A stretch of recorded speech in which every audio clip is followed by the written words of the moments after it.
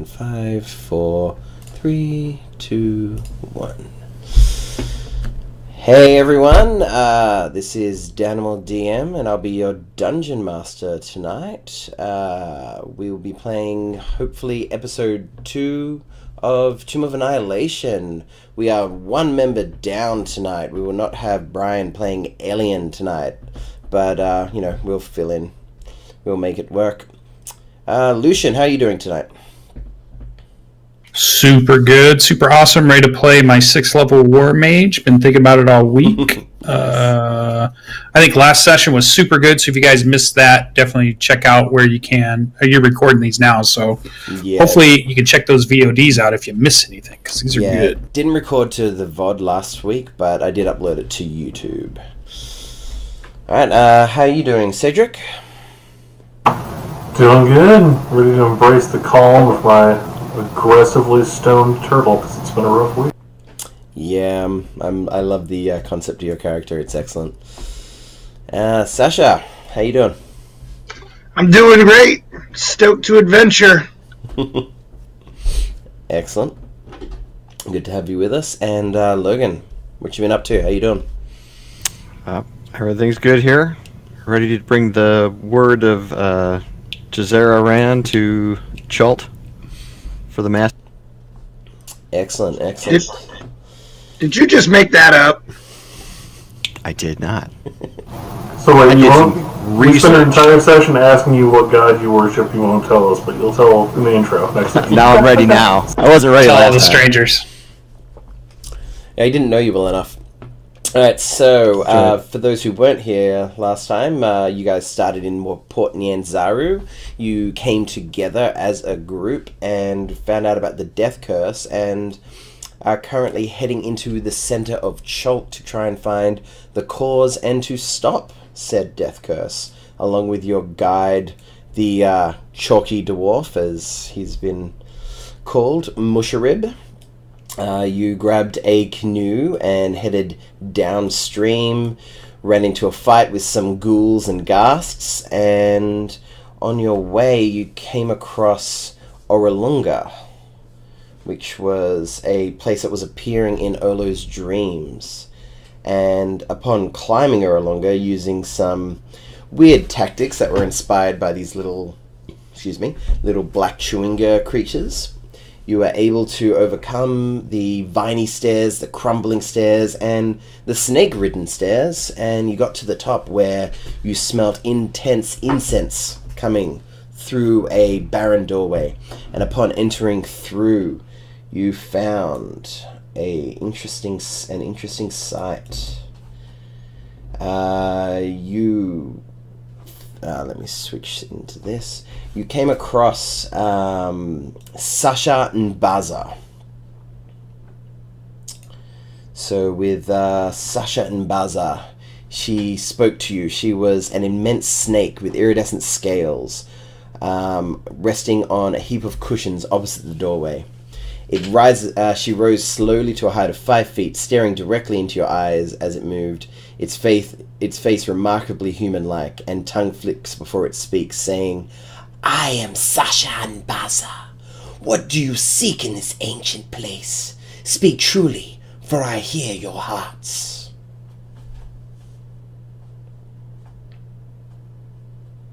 We're here because of the death curse. Don't you know?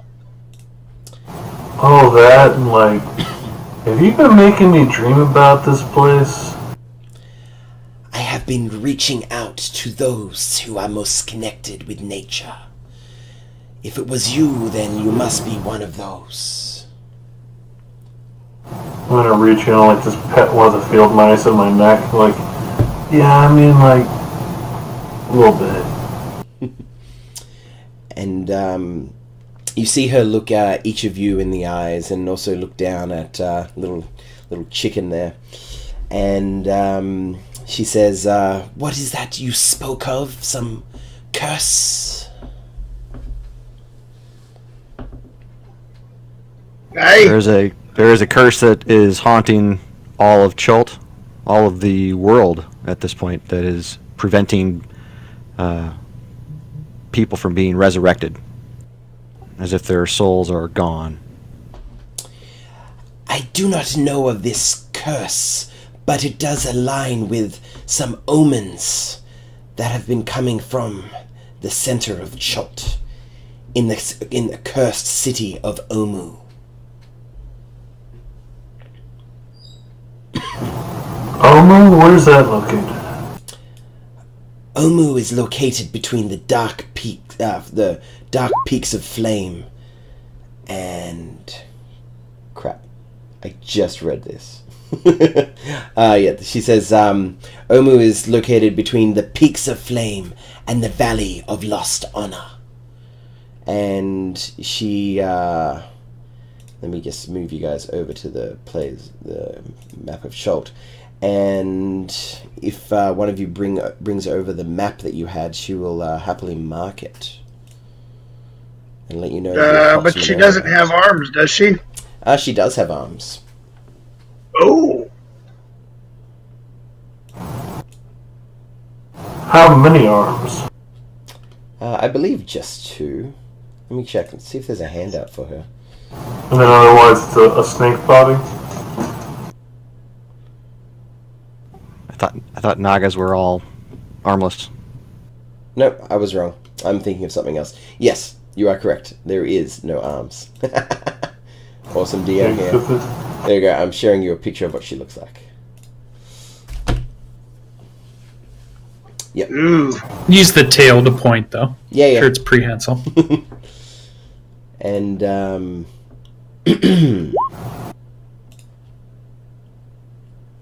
she proceeds to tell you, Omu is a cursed place, run by Ras Nasi and his Yuan Ti followers. And when she says Yuan Ti, you hear a distinct sound of disgust and hate.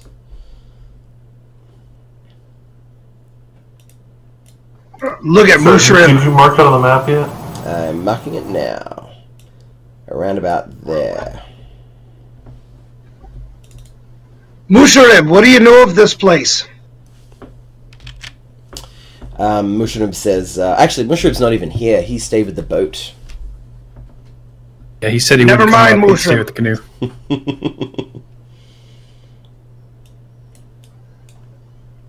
Cordon's just going to try to play it off like he wasn't just talking to nobody. Fair enough. So, what makes you think that there's some, where do I think the curse is coming out of there? Other than, bye. She says, I am tied to these lands. I was once given guardianship by the great Uptau, and in doing so, I am very tied with all of the things that have been going on, good or ill, and much ill has claimed these lands. Undead roam it more than ever before, and I believe from what I've been sensing that the core of it is within Omu. And if you are speaking of this death curse, it seems to line up with what I've been feeling for the past few weeks. And she conveys to you that there has been some form of evil feeling that has been emanating from that point. And it sounds a lot how various clerics and diviners have previously figured out that the soulmonger seems to be located in Omu, in Chult. And the spot we're at now, is that marked on the map? So we can see where we are currently?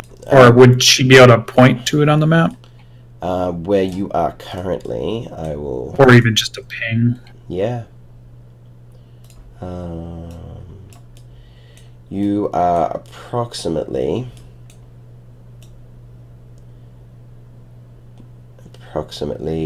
there. And then let me put that not on the GM layer. So can you see a little hexagon saying party? Yes, indeed. Right about there. Party! Is Yeah, so that I would, an estuary, or is that like a big lake? It looks like a swampy lake. Right on. And that would be my question. Would be, we are traveling by canoe south to get to this Omu. Do we just continue on the river? Does it go all the way south? She says, to get to Omu, traveling south is the best option, but you will find very quickly that the river will end about 2/3 of the journey along, and you'll have to trek through on foot, and that journey will be quite dangerous. The closer to Omu you get, the more intense the undead threat.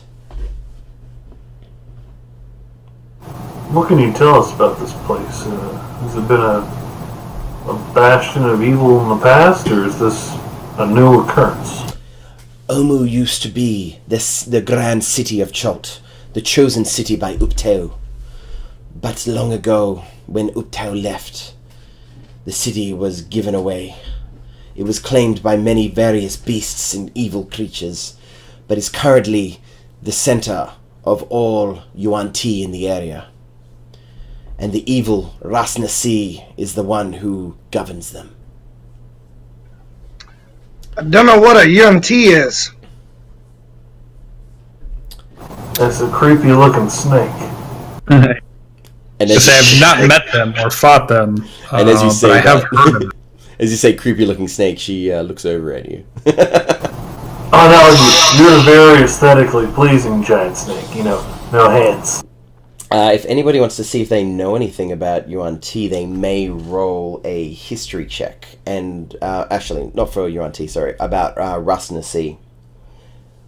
Those who have not been in Chult for a while will roll at disadvantage. Yeah, it's my first time to Jolt.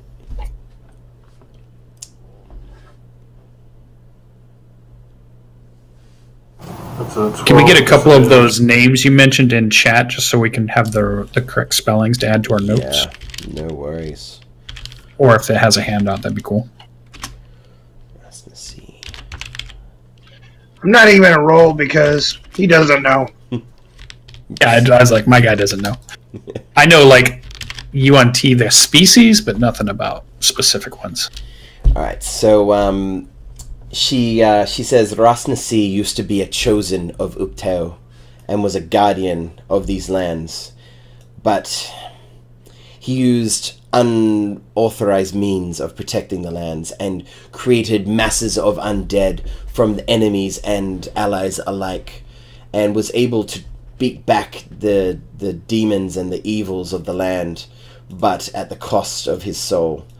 And he was slain upon the battlefield, or at least we thought he was slain upon the battlefield, and he was seemingly resurrected by the Yuan Ti, and in doing so changed into a Yuan Ti. And she continues to tell you, if you inquire about the Yuan Ti species, that they're effectively snake people, and they are these ones in particular, but generally quite evil. And she says Ras Nasi seems to have a plan to bring darkness upon the entire world, to destroy and to claim all that he can see. And oops, I also write lost city of Omu as well. And how long ago did all of this occur? Quite some time ago. He has been a bane on these lands for some time now. 1,000 years? 100? 10? 5? 1? She says the right amount of years. Sounds like a while. Time is a flat circle, man. I knew you'd go there.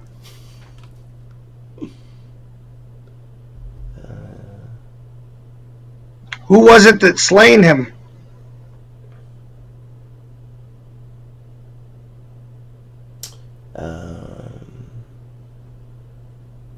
A Vengeful Warlord.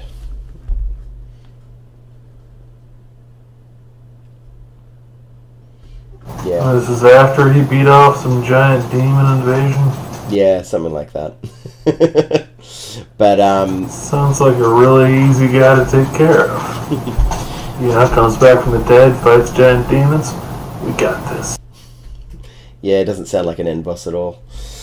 So he says, she says, if you promise with your lives that you will slay the evil Ras Nasi, and it seems that he might be tied in some way to this so-called death curse, I will be able to, if you truly promise, and remember, I can see into your soul. If you truly promise, I can bestow gifts upon each of you. You know what's got 2 thumbs and's gonna kill that bad guy?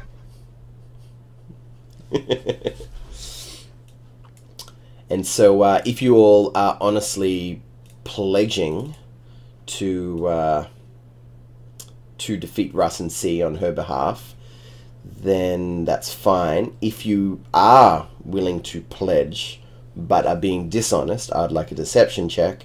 Or if you're not willing to pledge at all, then yeah, let me know.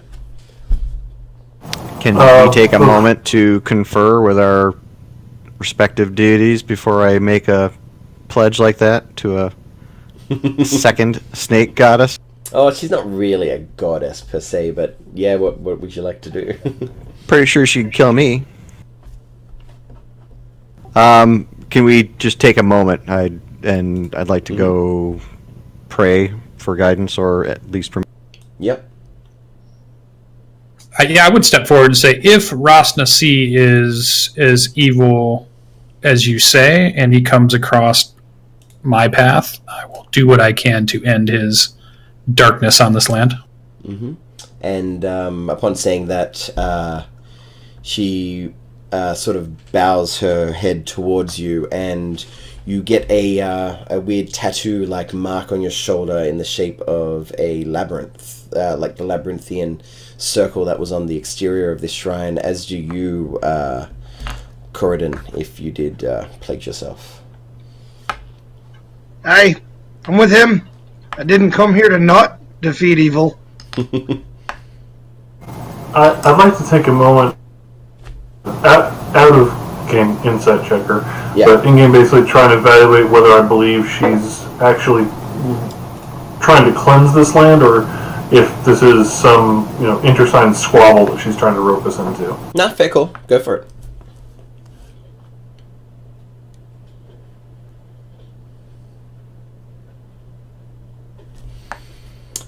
Yeah, with an 11, she seems on point. She seems to be telling the truth. You don't see any dishonesty in her eyes or in her actions since you've got there. Then I will go ahead and point out to her on the shell where I have carved my oath of moment to cleanse the land of undead, and promise to do what I can to assist. And she says, excellent, and bows again towards you, and you get a similar marking. And, since he's not here, Elion will as well. Does my my holy contact have anything to say as I pray in the? Yes. So, roll me just a religion check for funsies.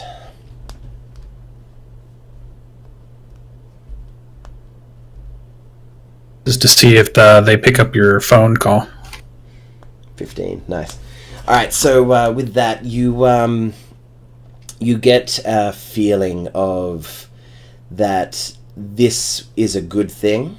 That this is definitely within the bounds of what you are linked with, and that there are no problems whatsoever with this. In fact, it seems to be endorsed.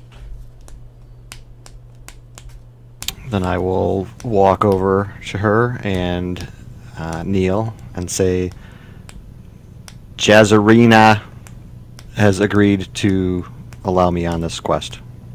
Excellent. I will bear your mark. And you gain a mark as well. Now, these marks are charms upon your persons, and sadly, Chicken doesn't get one. But you see Elion talking with Chicken, like, should I should we do this? Should we? And you hear like, and it's like, okay, yeah, okay, yeah, sounds good. And you each get a special charm. Now, Boone, you will get a charm of heroism. If you look up a potion of heroism, basically you can activate that charm and activate that, and heroism will be applied to you. I believe it gives you like temporary hit points and bless for an hour or something like that. Olo, you will get the charm of restoration, which will give you 6 charges. You could use 2 charges to cast lesser restoration, or 4 charges to cast greater restoration. And is that a one-time thing? Well, you have 6 charms in total, and 6 charges in total, and once you use all 6, they're gone. Alright, Elion will get the charm of Featherfall, where he was able to cast Featherfall 6 times in total. Corridon, you'll get the charm of Dark Vision, where you'll be able to cast the spell Dark Vision on yourself 3 times in total. Hooray! And Vanguard, you will get the charm of Counterspell, which will allow you to cast Counterspell 2 times in total for free. Chilly. Did you say it was 4 for greater restoration? Yeah, Or 3? it's written in the book. This is something that I find funny. It's written in the book. You get 6 charms. 6 charges. 2 for lesser, 4 for greater. But they could have just done 3 charges. 1 for lesser, 2 for greater. But basically, you can either cast lesser 3 times or lesser once and greater once. I have so many restorations now. Everyone's getting restored. The greater is always a good one. Yeah, that's a back pocket item for that thing you find out halfway through the campaign and you forgot you're all completely fucked now. Yeah, well, I got turned to stone the last time, so we got screwed. Yeah. And so, upon receiving these marks, she says, "Seek out Ras and see where he lives in Omu. Do not trust them. They lie, they steal, they cheat."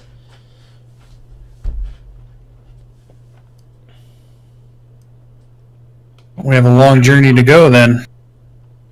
Will we have safe passage heading down the pyramid here? You will find your way unencumbered. Is there anything we should know about the lands we're going to be traveling through? Dangers, places to check in on, interesting sights for the food? She says, you will not be able to travel with your water vessel south for a little bit, but if you keep going, you will find what is known as the River Tarth, and that, after a couple of days of travel on land, you should be able to come across that river.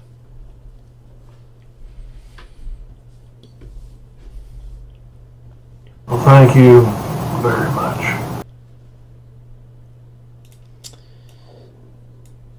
Yeah, Vanguard will bow and then start heading down the pyramid.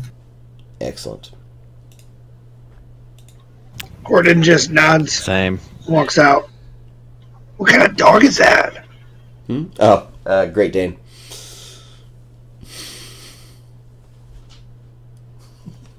Yeah, when we got her, I'm like, she's not allowed on the couch. She's not allowed on the couch. And then the wife is like, come here.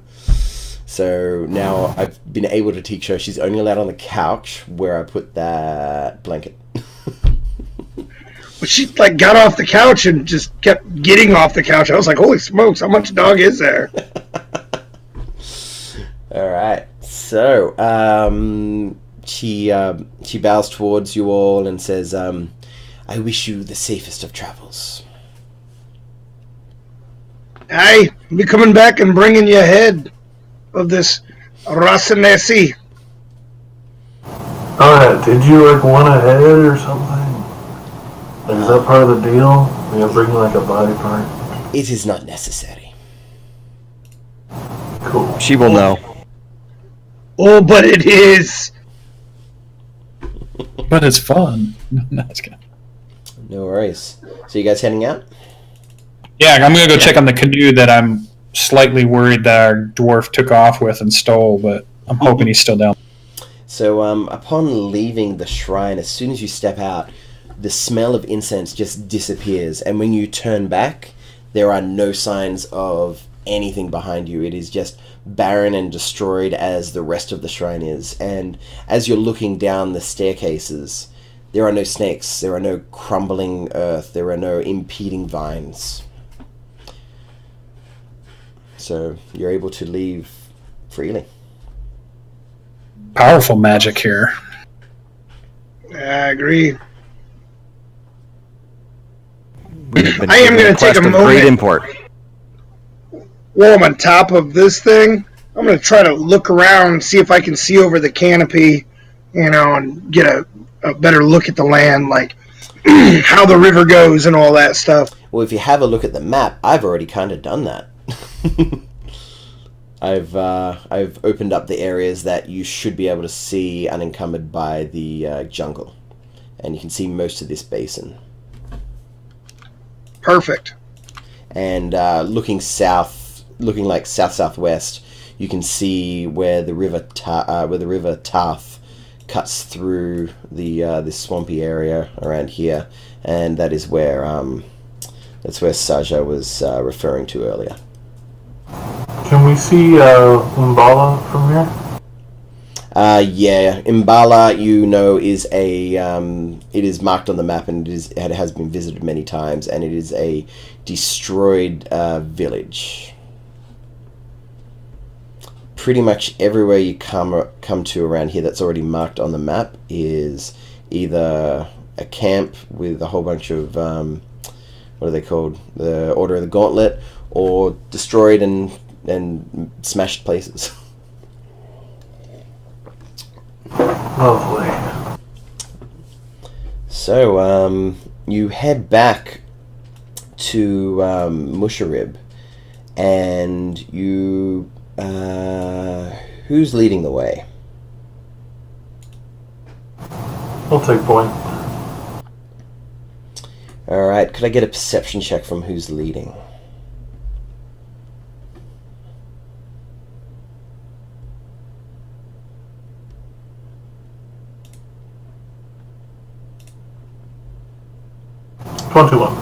Excellent. You see in front of you, as you're coming through the shrubbery and the trees, you see Musharib looking panicked, and he calls out to you, and he says, we have some plesiosaurs coming over! Quick! I need your hand! What? It says there's some pustules coming. We should give him a hand. Alright, and could I get initiative? Actually, I'll move you guys over first. Don't roll anything. Move you guys over to something that I've prepared. And just gotta put your characters down. But again, did he say plesiosaurs? He said plesiosaurs. Neat. I don't know what that is. You will very soon. It sounds super friendly, and I'm sure it's not going to try and kill us all. Not at all. Why would you even consider that? Like, that's not even a possibility. D&D is a game of peace and cooperation. Without a doubt. Yeah, that's why everybody plays the pacifist paladin. You know what? I'm going to move Musharib with you party members so that I don't have to look for him. I recommend Corridon tries to parlay with it first. My name's not Timor. I don't do a lot of talking like that. Play your paladin right. Timor was an idealist, and you see where that got him. Abandoned by his friends. No. Oh, I full on abandoned you. And who sold their soul to bring you back from the dead? I don't know, dude. Timor's dead. I don't know. That might have been guilt. Oh, he's got you survivor. had that temporary hit points thing up, right, Ben? The inspiring leader? Yeah, at the beginning of each day, he would give you free hit points. I wake up and do a dance in the morning to the sun. Involves summoning snakes and, that kind of stuff. And we get how many? Inspirational. 10 hit? 11. Oh, that's what I got. Okay. And just a reminder, I have my mage armor on from earlier in the day. Yep, no worries. Now, there it is. Beautiful. When Boone does his morning dance, Corridon will clap along gleefully, cheer him on. All right. You got some moves, weirdo. I'm glad your god allows you to participate in our rituals. All right, could I get everybody to select their token and roll initiative, please? Wait, let me get the tracker out. Hey, I'm learning.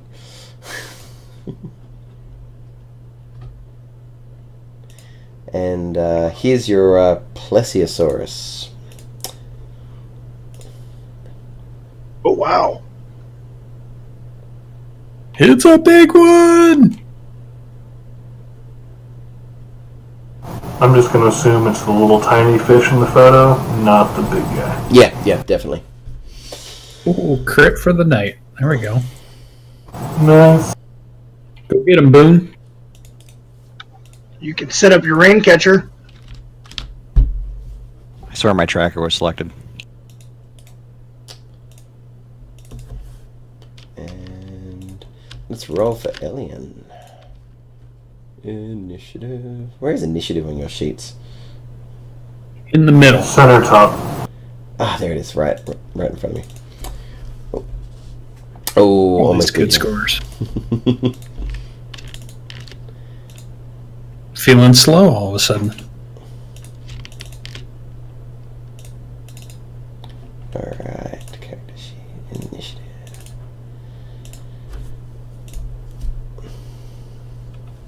Alright, you see plesiosaurs moving in towards, and you hear Musharib yell out, I don't know what they're wanting, but they're not looking quite nice on our boat. So, Boone, you are up. Did we leave anything in the boat? Are we on the boat, or did we dive off the boat? Or is this we did say we left all of our food packs and stuff in the boat. Yeah. Any non-essentials you left on the boat. And it is on the shoreline, and it is attached to... Actually, I'll probably move it there. No, yeah. It's the it's anchored to the ground, as Mushrib said that he would do. But yeah, plesiosaurs just happened to turn up as you guys did. Crazy, huh? I will cast Fairy Fire. Whereabouts? See if I can catch 2 of them.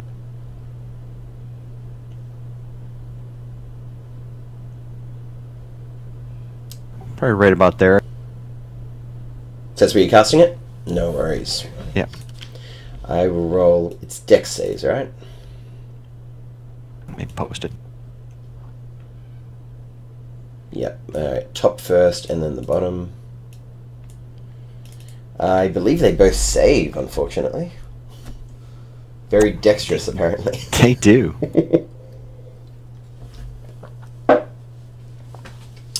Anything else? Trying to get rid of my mark there. As a bonus action, I will lean forward and tell, I guess Olo, that you're doing great, and give you inspiration. You feel inspired? Oh, thanks, man. Appreciate that. Alright, next up is Elian, who yells out and says, are we fighting them, or are we just trying to stay away from them? What should we do? They can't have a boat! Alright, so at which point he's going to send... Are they moving towards the boat, or are they moving just along the river? Which way are they moving? Musharib says that they were heading in this kind of a fashion. Hang on one second. They were coming here and heading towards the boat and you guys in general. in that kind of a direction. These guys have legs, right? They're not purely aquatic. So, Elian's going to send Chicken 5, 10, 15, 20, 25, 30. He's going to send him to there.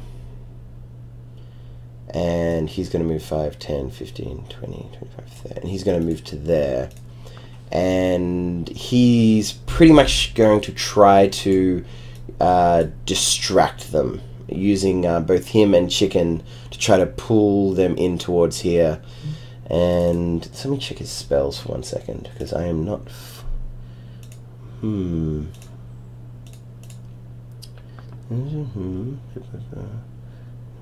Okay, you know what he's going to do? He's going to cast Animal Friendship. I'll put that in there, because that makes sense. Spells lets you convince a beast that you mean it no harm. Choose a beast that you can see within range. It must see and hear you. If the beast's intelligence is 4 or higher, the spell fails. Otherwise... Alright, and he's going to cast that at level 2 and try to affect those two. Actually, no, probably that one and that one. Alright, I will roll wisdom saving throws as I'm playing with myself. Dude, you're doing a good job. Keep it up. Yeah, no worries. Alright, nope for that one. And Alright, I thought... what's his DC? It'll be on the spells page when you Yeah. click on the spells tab. Yeah, they both pass, so no friendship for Elian. And he casts it out and says, "Oh, you guys don't mean any harm. Come on, we can come to this." And you see like their eyes start to glaze over, and then you see their long heads like shake it off and almost be annoyed by it. That's him done. Vanguard, what are you up to? All right, so this spot right here, is that ground or is that in the water? Or are we just going to count whatever? This spot right here is water. So the ground is kind of like... Here, let me do this. If you could draw the shore for me or something. Yeah, no worries. It's kind of like that. Whoop. I don't know why that kept clicking. There we go. Sort of like that. Okay. So in this, most of the 5-foot square of land, I would like to cast my spell. Mm-hmm. You see me begin to chant words of power. You see flames flicker across my arms and hands, and I'm going to cast Create Bonfire. Create Bonfire. Yeah, so it puts a bonfire in that 5-foot cube. Mm-hmm. And if a creature has to make a saving throw if they enter the space for the first time or if they end the space there, my hope is the fire scares them away. So, big blazing fire, and then I will begin to maneuver. 5, 10, 15, 20, 25, 30 as my move to back up Ilian. No bonus action for now, so I am done. Alright. It is now Musharib's turn, and he's going to cast Speak with Animals. And he's going to use his first level spell to do that. And as he does, he maneuvers over 5, 10, 15, 20, 25, 30. And he's... I'll give him a persuasion check, I think. He's gonna say, "Nah, you don't want to trouble with us. We don't want to hurt you. And we know you don't want to hurt us." And, yeah, it doesn't really seem to go over too well. That's the part of the movie where the plesiosaur eats the small dwarf at the shore. Yeah. Right? You gotta set the stakes. So Samuel L. Jackson standing next to the water pool. The shark, yep. We're going to kill them sharks. I am going to move up 1, 2, 3, 4, 5, there. Mm-hmm. And I'm going to set my feet squarely, preparing to defend the boat if necessary. And I will use my action to cast Sanctuary on Musharib as he is aggressively close to large dinosaurs. Excellent.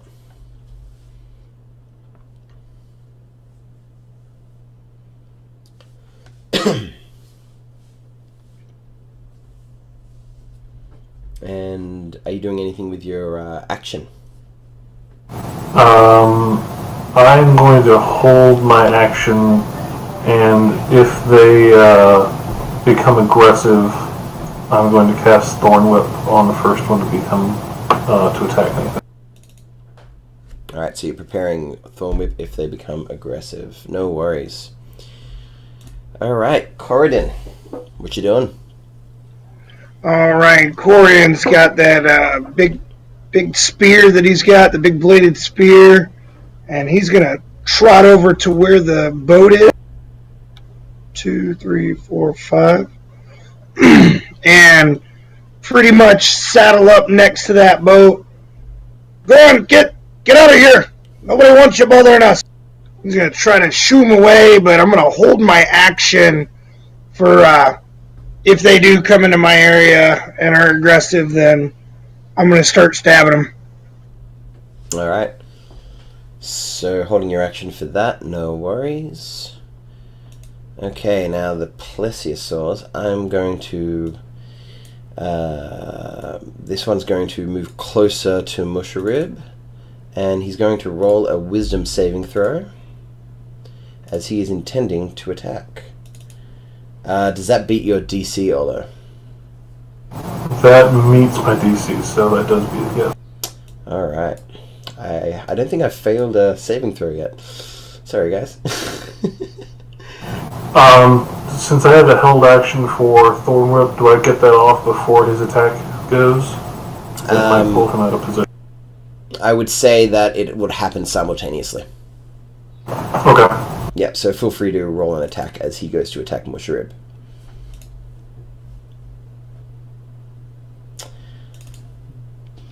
But he misses the chalky dwarf as he's able to quickly sidestep, and the bite attack just grazes some of his bone armor. And you hear him go, "Oh, alright, it's not working, guys!" So if you want to put that thorn with him. That is a nat 1 on my thorn whip. Alright, you reach out to whip the with your thorn whip to whip the plesiosaur, and you actually get a couple of the pieces of the bonfire that was previously put down, and as it pulls it back in, you take 1 point of fire damage from the bonfire. Good. Everything's working out great. Lovely. All right. Oh, why are you attacking the fire? Not the fire! Don't do the fire! And this Flaming whip, man! Get the big thumbs up then. this plesiosaur, You gotta whip it good. This plesiosaur is going to move north and try to attack Mushroob as well. This one's going to move over to here, and this one's going to move over to here. So that's going to provoke an opportunity attack when the first one gets to me? Yep. May I do that? Go for it.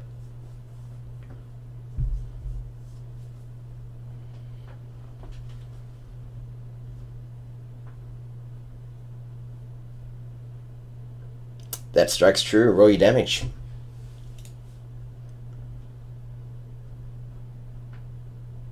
Six points of damage. Yeah. And their speed is reduced to 0. Well, he's exactly where he wants to be, so that's fine. Now, this I'll do the northern plesiosaur first. He's going to roll a wisdom saving throw against that sanctuary and gets it again. Sorry, guys. Killing him.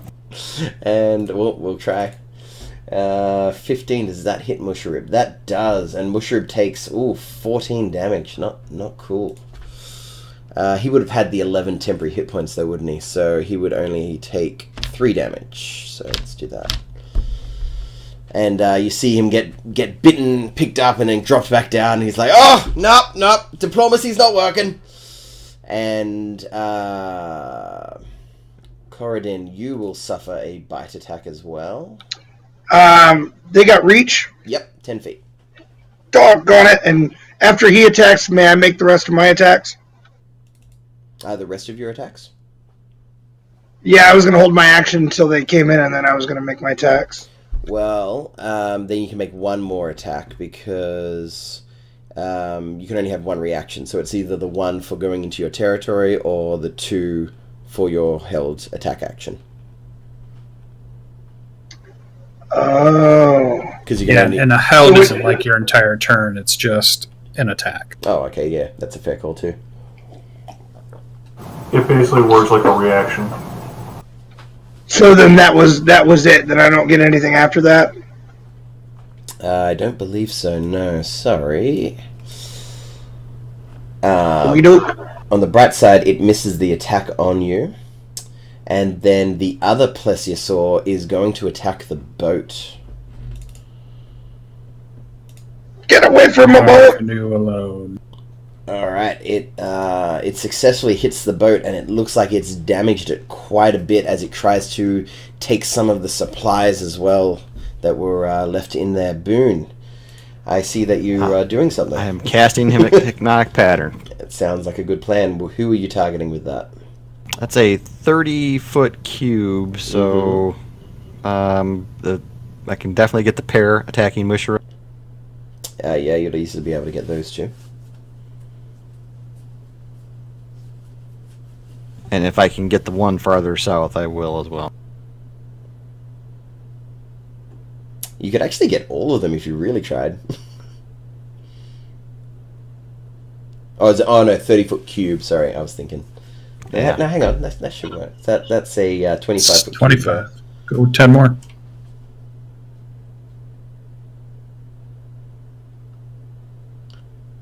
So if I dropped it there, Yeah, and, and it's 5 moved meter. it 5 feet more to the right. Yeah, that gets them all. I'll roll them left to do right, that.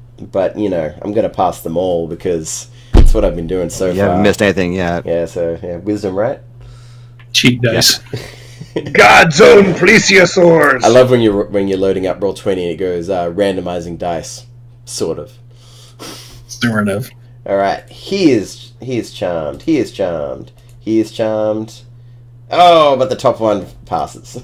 So Crit.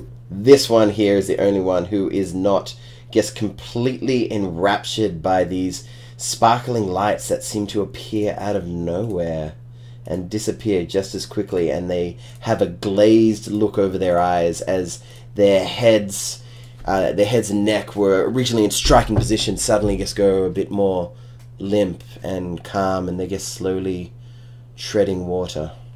Is that the end of your turn? Are you doing anything else? I'm going to shift up a little bit. Right there. And I'm going to tell Musharib I'm going to give him inspiration and say, you should get out of there. My friend, you're in danger. Alright, so Elian's turn, and he's going to ask, should we attack that, the last one that doesn't seem calm? Still looks a bit feral. And he's going to shoot 2 arrows into the far right one. Pew, pew. Second one misses, but the first one hits, dealing 5 damage as you hear it yell out in anger.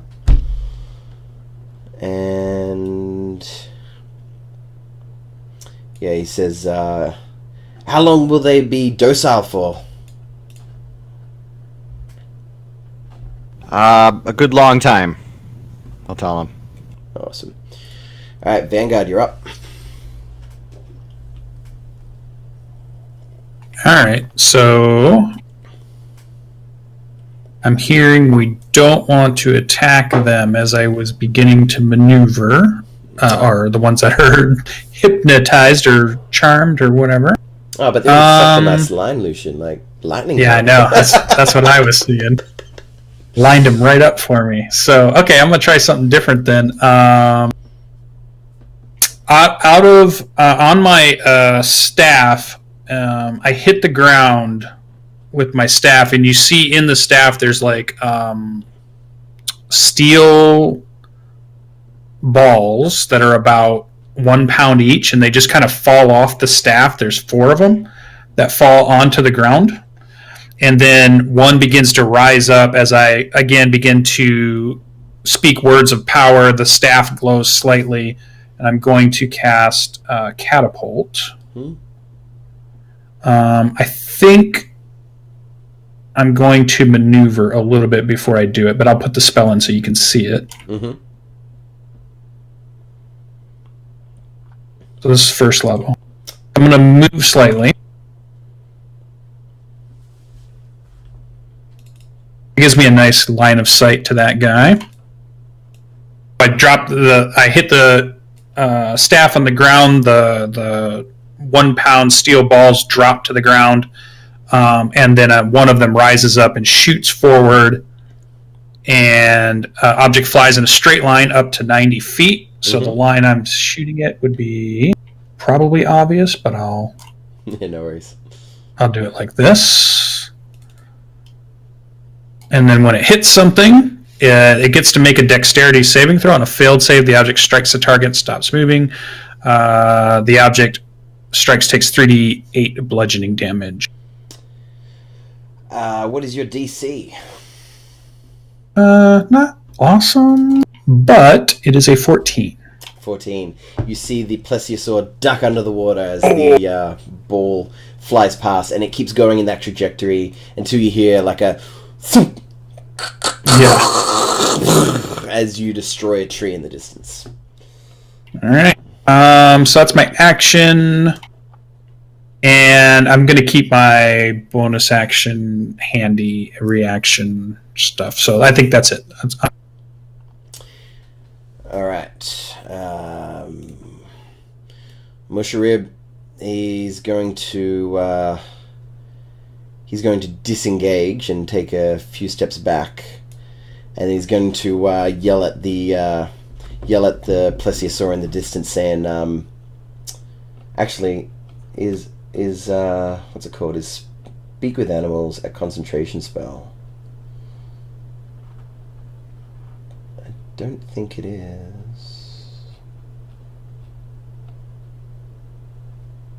No. Cool. So yeah, the duration is 10 minutes. Yeah. Yeah. So he's going to try once again, maybe using that bardic die to convince the other plesiosaur to leave, and he's going to say, "You better leave now. We'll leave these 3 be if you go away, and then we'll just go on our way, and there won't need to be any more trouble, and you won't need to die." And he's going to try and help with that. Yeah, no, it's not his day. He's like, stupid dinosaur. So I'm rolling really well for the plesiosaurs and not so well for old Mushy.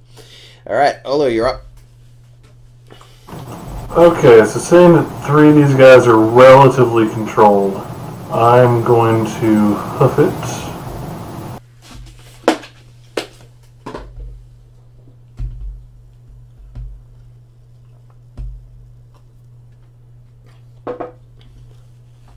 I can't hear you anymore.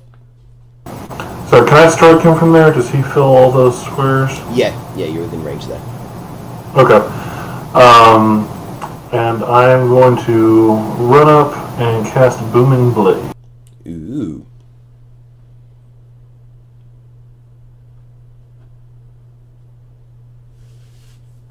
Should be called like Booming Mace or something, right? Booming club. Yeah. Alright, we'll make your attack roll and add the thunder damage since you're over level 5. Indeed, because what good druid doesn't cast warlock spells to attack?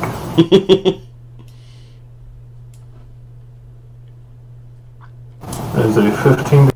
15 hits him right on his really long neck.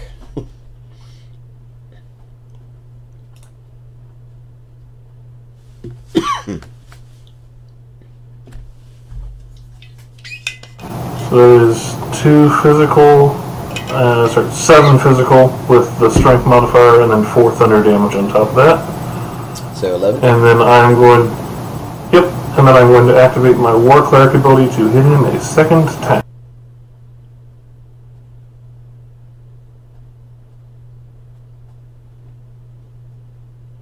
Which hits.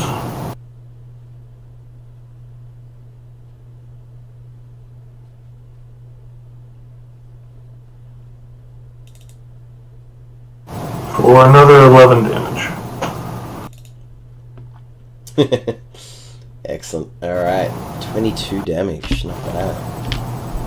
And then just because I haven't used my reaction yet, I'm going to activate Halo of Spores to do a d6 of necrotic damage. Go for it.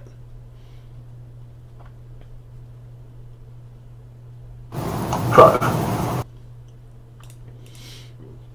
Nice. Basically just screaming incoherently while various weather effects just start circling around his mace as he just starts beating into him and screaming in various guttural and half-comprehensible tones.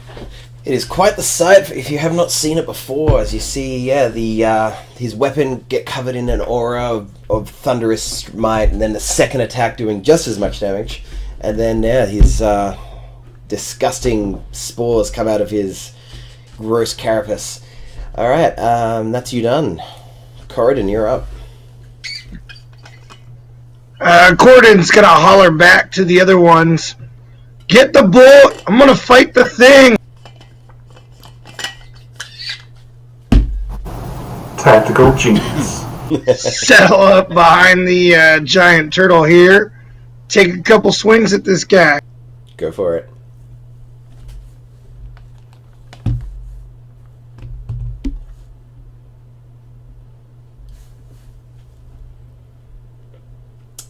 So one spear and one spike. And the butt spike is, since he's at range, is more like an extra stab where he just is at the end of his reach with like a double pump face thrust. Yeah, you attack with the first one, striking him, and then he recoils back, causing you to miss, and then you kind of get it in the way as he's recoiling as well, and he scratches himself on it. So it's another 15 damage. 15. Yeah, he's not looking good at all. Gorn, get out of here!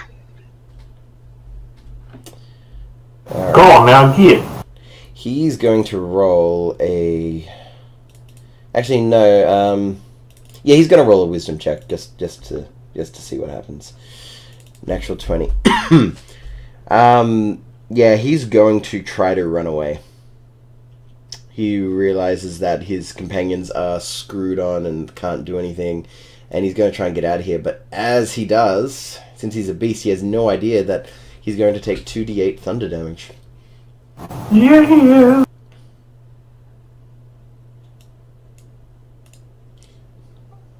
I don't suppose an 11 hits, does it? Nope.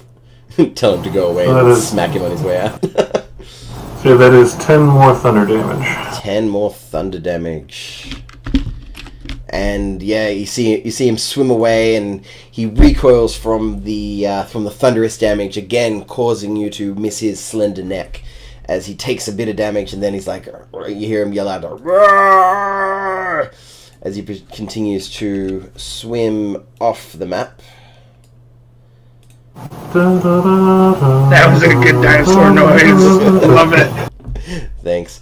And the others do not get a save, I believe. They get stuck there until something happens to them. So, Boone, you're up.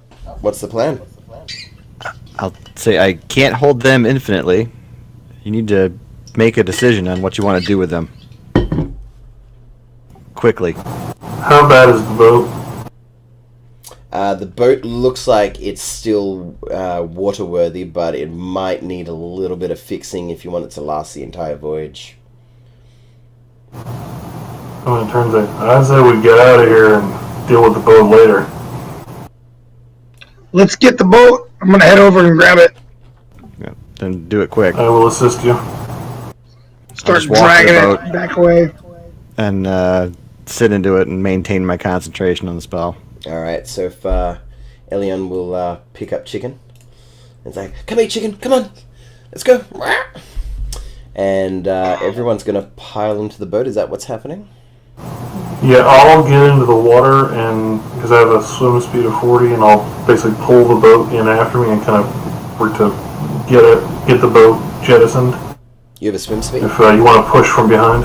You have a swim speed of 40. Oh, I thought turtles didn't have a swim speed. They just had a holding their breath thing. It's entirely possible that I'm looking at the UA instead of whatever the Ravnik version was. So, my bad. It was a total package released with after Tomb of Annihilation for some fundraiser, I believe. Did you say the total package? It was called the total package. I think. Don't quote me, but feel free to. It was. Yeah, it was. The total package. As a little I will look that up and make sure I am on par with that. Guess as a little side note, speaking of total packages, I have a total in my campaign, and as with every campaign, eventually things go to, let's say, childish talk of themselves, and eventually everyone was rolling to see how well endowed they were.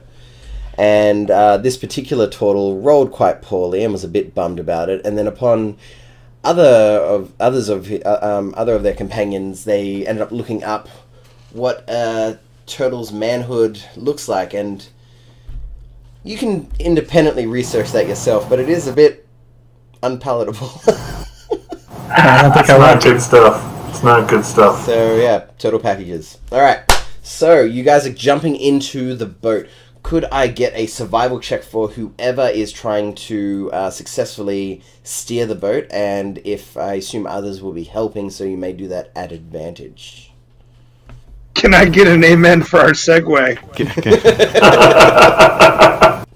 That was awesome. That is a 25. I'm going to drop the concentration on the fire. So you see the bonfire goes out immediately. And I'm going to use Mage Hand as we're in the center of the river to pick up the spheres that sit on my staff. So the Mage Hand grabs them and puts them back on the staff as we're making our escape. Excellent. Yeah, with the 25, you easily are able to take the boat. Oh no, there's no one on it. And sail away, and you get very much, with the speed of the boat and the current of the water, very much off the map before the plesiosaurs come to. And you didn't kill a thing, which is probably, nice. You left the world in the way it should be. We're all about life here. Yeah. Would have made some awesome plesiosaur steaks, though, so that's your loss. Sounds delicious. If our dungeon master says we only get XP for killing things, I shoot them with a lightning bolt before we leave. Well, actually, your dungeon master is saying you're not getting any XP until you get to Omu. Unfortunately. Okay. Onward! We can leave it alone then. Yeah. Onward. All right, so you're preservation. You're able to travel the remaining time, and... Does anyone have mending, by any chance, for the boat? Or do we need to credit by hand? I have it. I haven't. Okay. My other character? Not this one. So, yeah, that's a good point. So, tonight you camp. Are you wanting to try to fix... I don't have it. I take it You back. don't have it? So, does anybody have mending? I did not take it. That's a negative, Ghost Rider. Nope, but I will try and repair it. I'm going to give him a hand. Some unsolicited advice. Mm-hmm.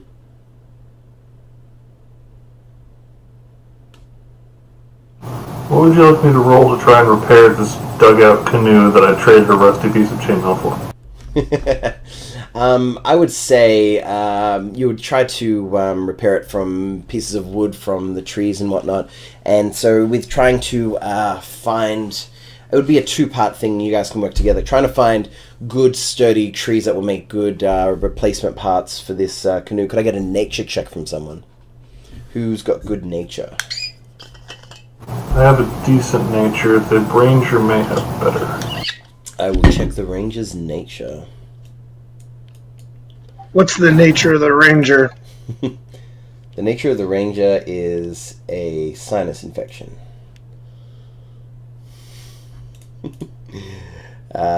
Nature at a +2. He's got And then I'll roll.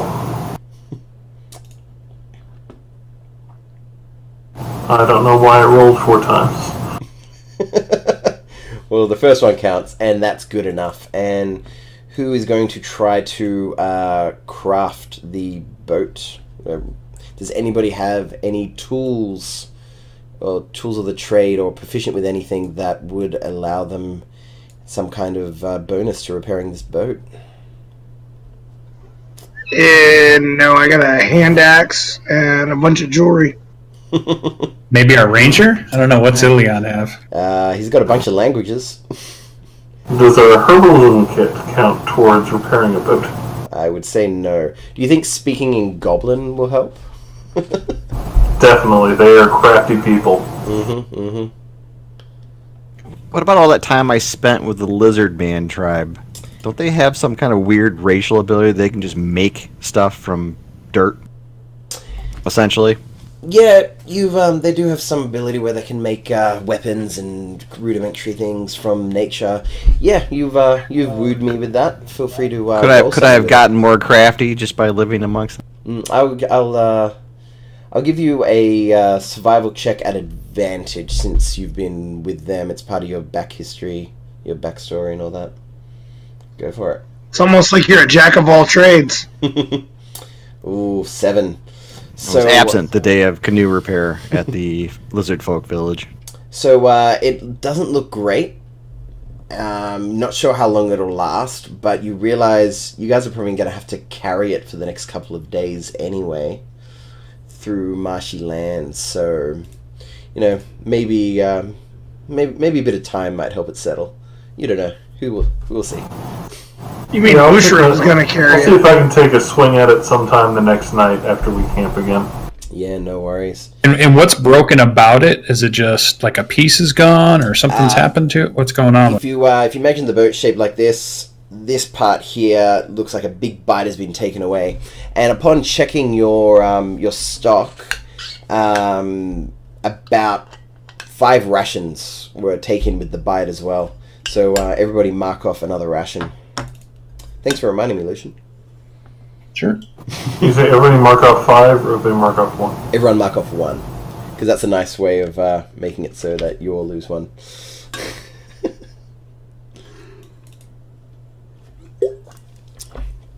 Alright, so that reaches the end of that original 10-day check. And so at the beginning of this 10 days...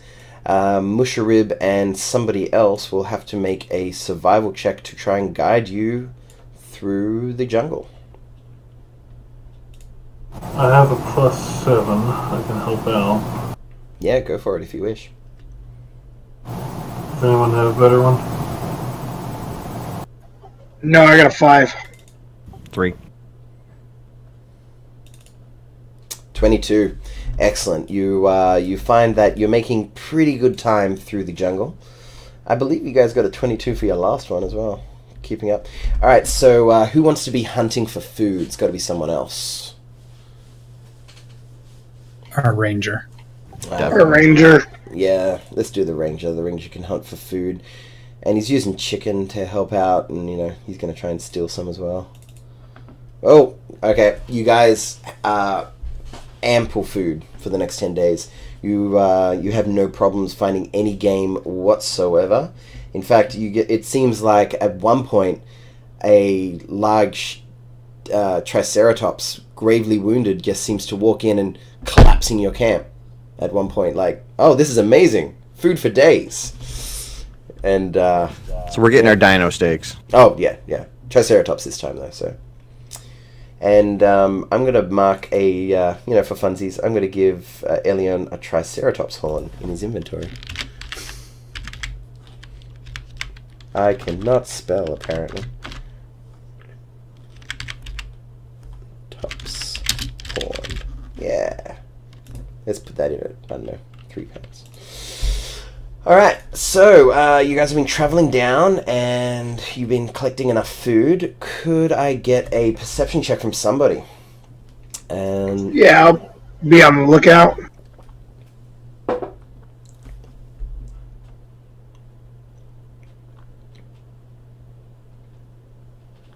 A lot better than the crit one you did last time. So, good work. With this perception check, you do notice something of interest nearby. And you notice it just before everybody else, but it's pretty obvious within the Aldani Basin where you find yourselves right now that to the southeast just a little bit, around about, if you're looking at the map, around about there, you see floating in the sky a massive bit of stone. And Musharib tells you, well, I've heard of this before. Looks like what has been described as the heart of Uptau. And you see this just massive stone slowly turning in the sky with a tree trunk on top, and you can kind of guess why they called it the heart of Uptau, given it has an almost heart-like appearance. Actual heart, not love heart.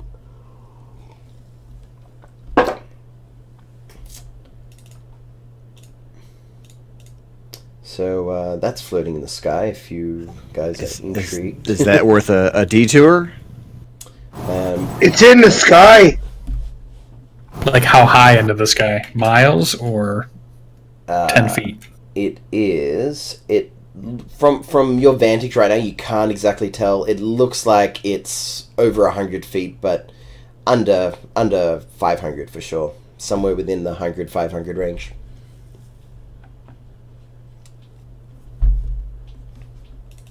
I have no magics that would get us up there. Anyone else?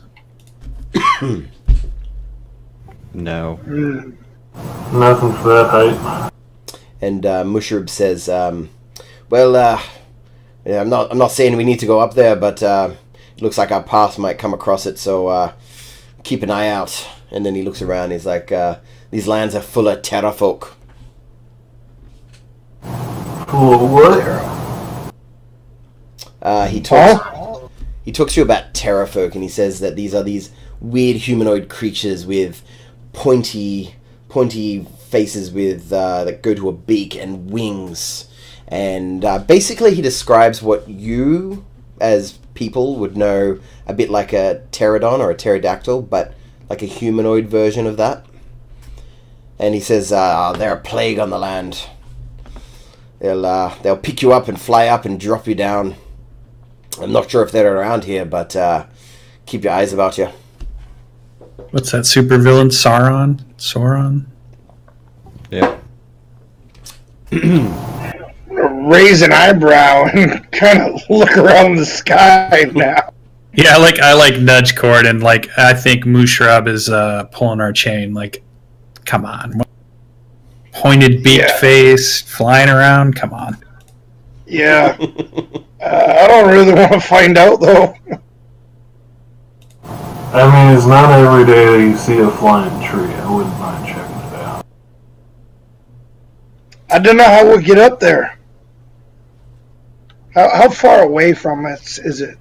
It looks like it would be a few days' travel. So you'll probably... you're about a couple of days' travel to the river, and then it's probably 2 days after you hit the river. Is it out of the way or in the same general direction that we're going? Looks like it's pretty close to the general direction that you're going.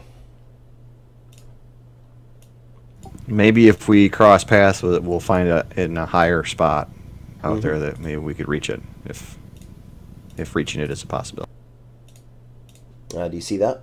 What I guess... Yeah, cool. Looks like it's about there in the distance. Alright, so you guys are traveling... Can I switch my spells around then that first night before... Yeah, of course. Before another day goes by, so I want to... Okay, I'm just going to do it on my character sheet. Mm-hmm. So we're traveling on land now? For the first couple of days, you're traveling in swampland, trying to get to the river. It's not enough for the boat to be able to travel, but it is enough to wade through, and you won't have to carry the boat, but you'll be able to, And so the first couple of days, and then you finally hit the river, and that's third day, 4th day. Well, on your 5th day since leaving the Oralunga, you get within sight of the heart of Uptau. Within sight. Can I take my swing at repairing the boat at some point along that route? Yeah, go for it.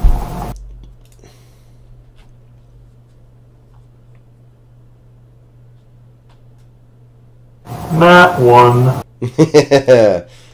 Yeah. He broke it more.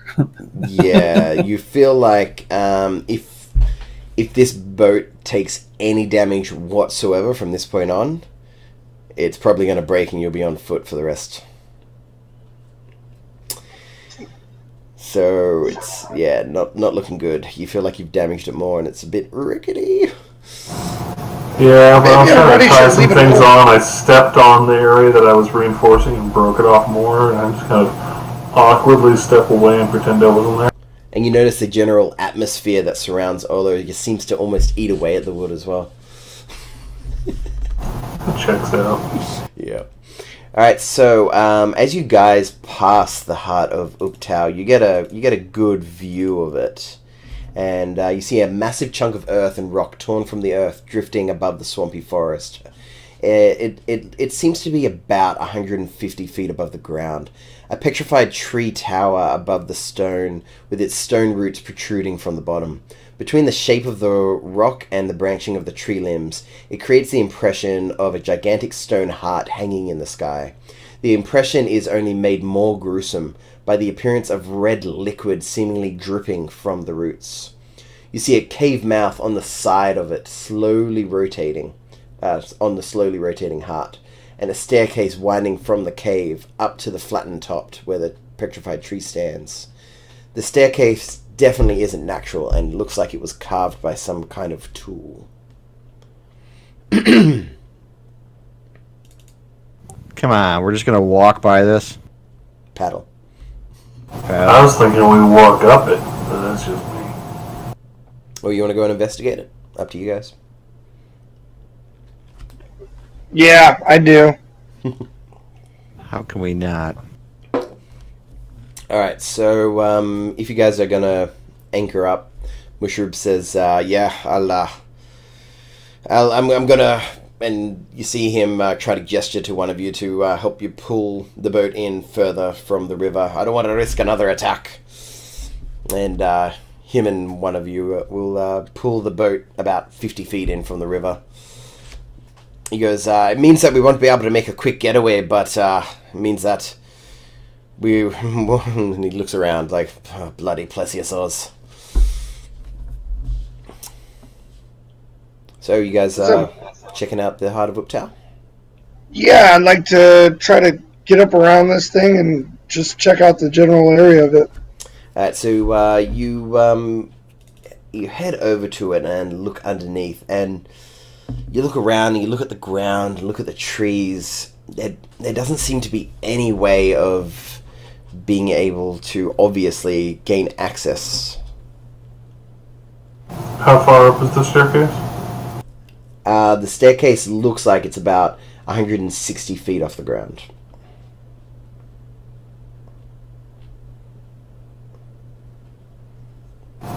Does anybody have a grappling hook? Enough rope? I've got 50 feet, and I've got manacles. I don't have a grappling hook.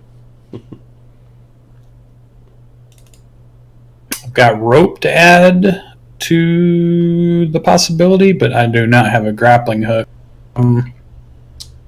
Yeah, you see Elion bend down towards Chicken and goes like, hey, do you think you'd be able to like fly up there? And then you hear like a ah! It's like, well, no, I mean like if I give you a bit of a lift, and then you see him like almost peck out his arm. It's like, okay, sorry. Yeah, and like my mage hand is only about 30-ish feet. That's not going to help at 160.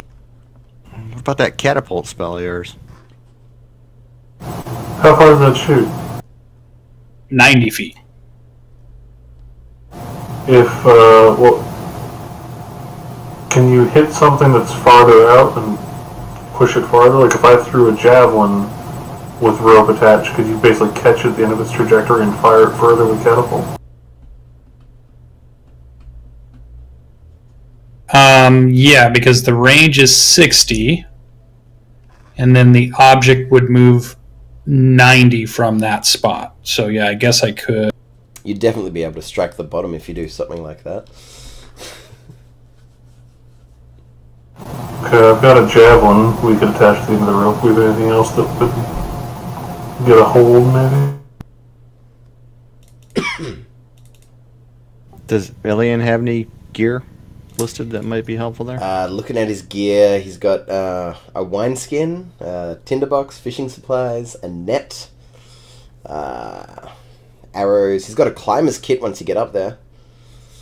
He's got a small pick. He now has a triceratops horn. Yeah. He could shoot it with his bow. Yeah, I don't think that's going to hold anybody.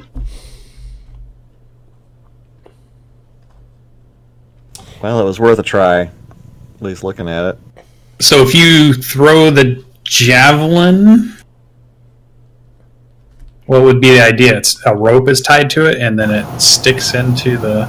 Yeah, if we could basically get something anchored up there, and then maybe get where the lightest of us is up to make something more secure. This would be a perfect spot for a halfling.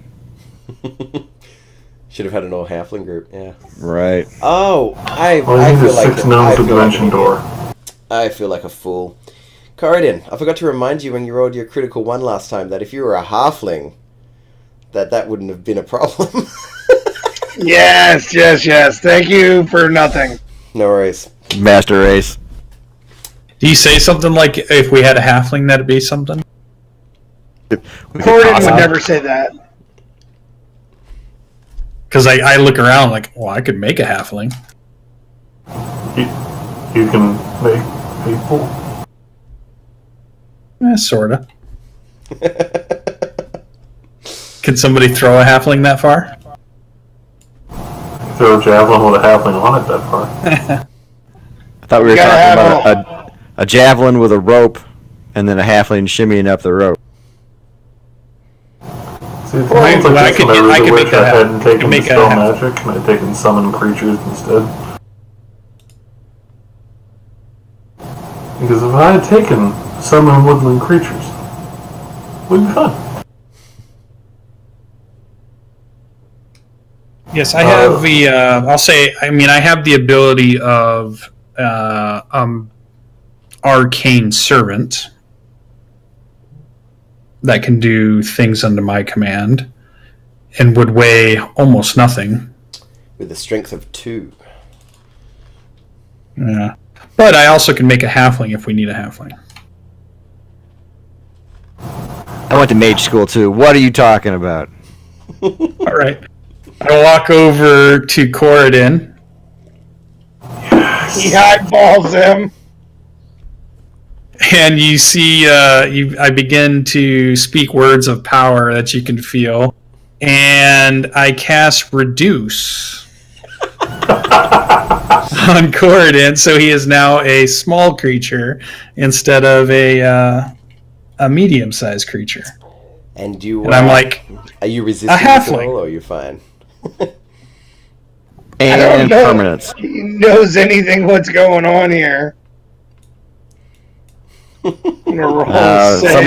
Someone toss him. I'll put the spell in the list for you to read. So, are you unwilling, or are you willing? I don't really know what's going on, so I'm just kind of looking at him, and then all of a sudden I'm like, "Hey, what are you? You don't know what you're doing," and he shrinks down. Oh, that's just adorable. So you're going to do the javelin catapult idea and have him climb up? Let's give it a shot. If we can get something stuck in the dirt, right? Why we're not doing this with the guy that has Featherfall, I don't know. No, I'm down with this now. I got you covered. I'm not going to let you... You won't die, don't worry. I've got spare the dying if you do, so you probably won't, super die. Probably. That's very nice of you. No super die. Alright, I'm going to tie the ropes onto the javelin and give that guy a swing. Alright, could I get a strength check to see if you're able to throw the javelin accurately enough and with the rope on it? Can I give him some inspiration? Definitely. Bardic inspiration? Tell him he's looking strong today. And I'm watching for it to hit that kind of 60-ish foot mark. If it looks like it's going to be the right area. And then I'll hit it with catapult. Yep. Alright, yeah. Or even like the 50. Maybe I can't judge exactly. So like at 50 feet when I think it's right at its arc, and then I hit it with catapult, my spell. Yeah, well, roll me a perception check there, Lucian. I'm going to go ahead and use the inspiration anyway, so...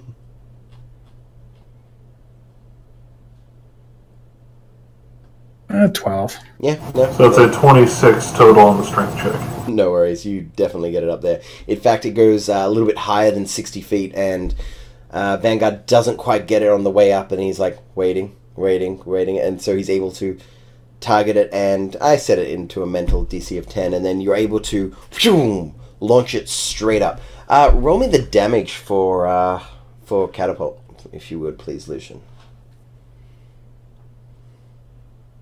And we accidentally destroy a sacred icon. 8. Alright, you see it go, and it seems to be holding. And I assume you tied multiple ropes to this javelin and not just the one. Yes.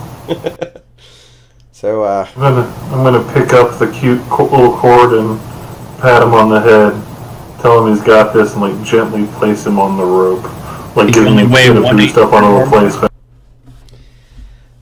all right, Corodafling, up you go. I'm gonna scurry up the rope. All right, okay, so Halflings are the greatest. Hey, Amen. Lucian, could you roll me your intelligence based? Roll me an intelligence check, please, to see how well your spell holds with that 8. 9. All right, and could I get a dex check from you, Alberix? God, I was reading your thingy on your Corridon. Could I use athletics to climb the rope? Yeah, I'll give you athletics. I was trying to see how quickly you could climb it, but athletics is good. Ooh, 23. All right, and lastly, as you are climbing up and you're jostling it, you do see the javelin just start to wobble a lot and it doesn't look like it's going to hold for very long. So you're climbing up, and you're double timing it, and you're going up faster and faster.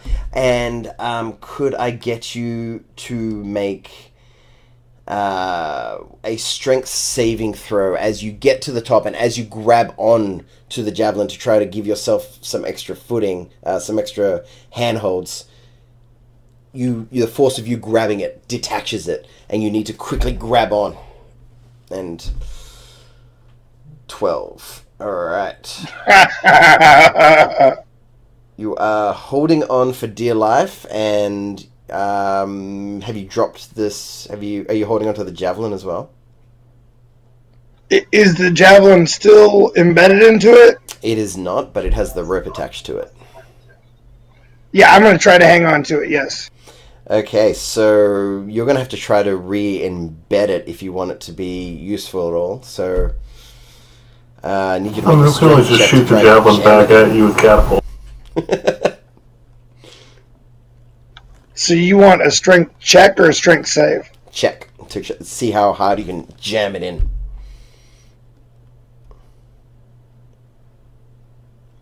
All right, Not so good. You try and jam it in, and as you do, clink, and it hits off in a weird angle, and you drop it, and it goes and spooling as it falls down to the ground, and you're left there just holding on.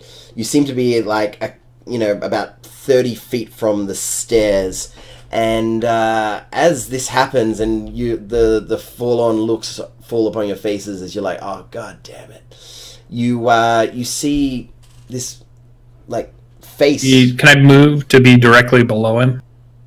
Yeah, sure. Directly below him. Yeah, Directly below. Okay. straight up. All right. Roll me a dexterity saving throw, please. Oh, alright. As the spear comes falling down. Yeah, right.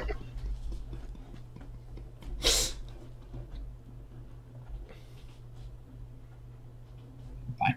Yeah, you dodged out of the way fine. You're like, yeah, because and as you all look a bit down and upset that that this has happened, you got your little guy up there who won't be little for much longer. You see a head poking over the top, and you hear, "Hello," as from the stairs, and we'll take our break. So All right. we'll see you back. We'll be back here in 10 minutes, and yeah, we'll be back soon. These parlay. pointlessly complicated solutions to easy problems. Yep. All right, be back in a moment.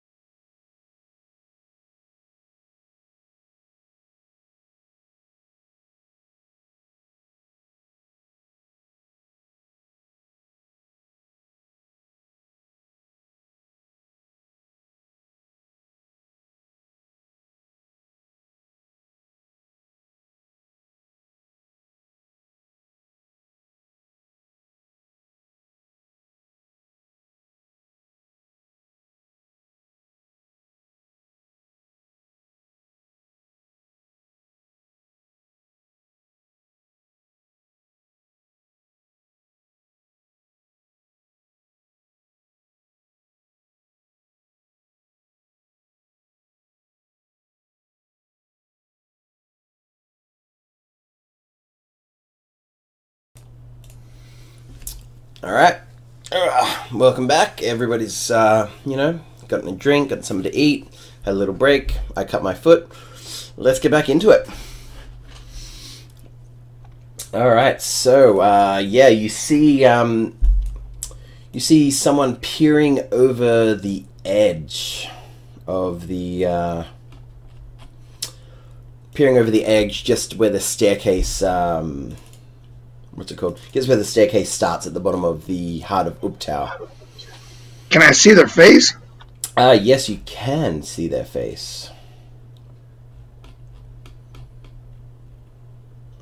You see what looks like a half-elf woman with blonde hair. Excuse me, blonde hair and a sallow-looking face.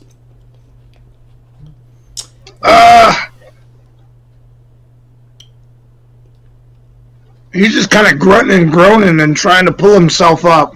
Mm-hmm. May I try so to you do know, that? the rest of that handout looked pretty creepy. Were we not supposed to see part of that? Did I give you guys a handout? Whoops. I didn't mean to. Well, my internet cut out, so I didn't see it, so you're good. I didn't see it either. What are you talking about? Yeah. Anyway, so,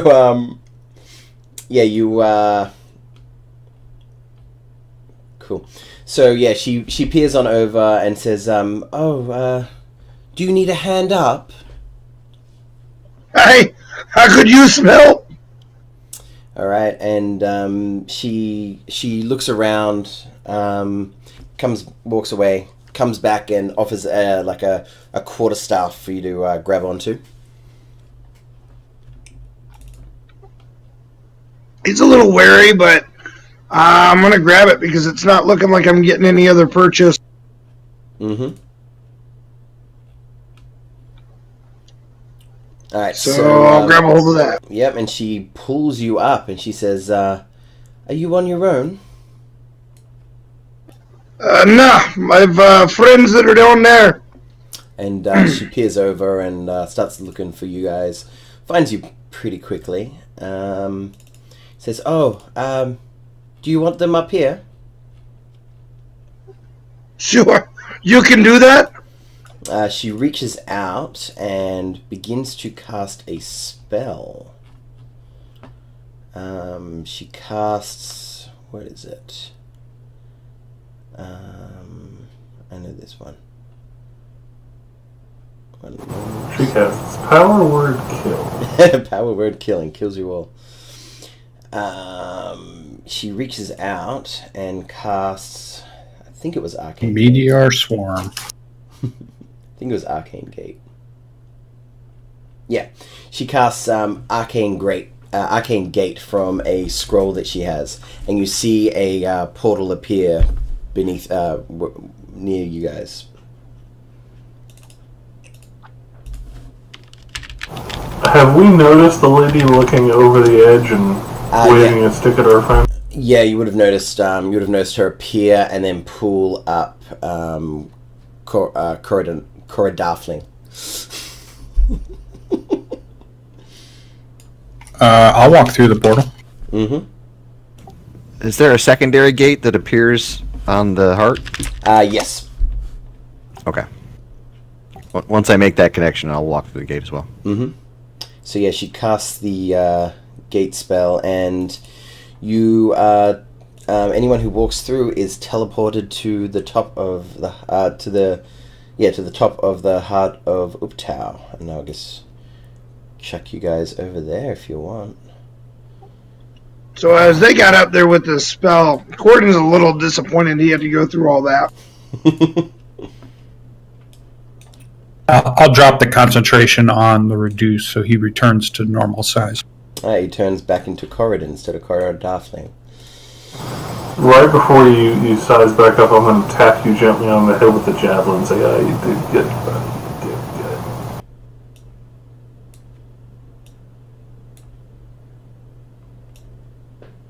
good. Well, we must apologize. We had no idea there was a home of a sort up here. She says, it's not a home, more of a research lab. Huh? Research into, if it is not too bold of me to ask. Well, and she like sizes you all up and says, being adventurous from around, roaming around here, I assume that you are familiar with the undead plague that seems to be assaulting the lands, along with the death curse that seems to be inflicting the entire planet, from what I hear. It is foremost in our minds, lady. And you say lady. She's like, oh, my apologies. I am Valindra Shadowmantle. You say Valindria? Valindra. The handout should appear. Do you normally let everyone up here? There isn't normally anyone around here.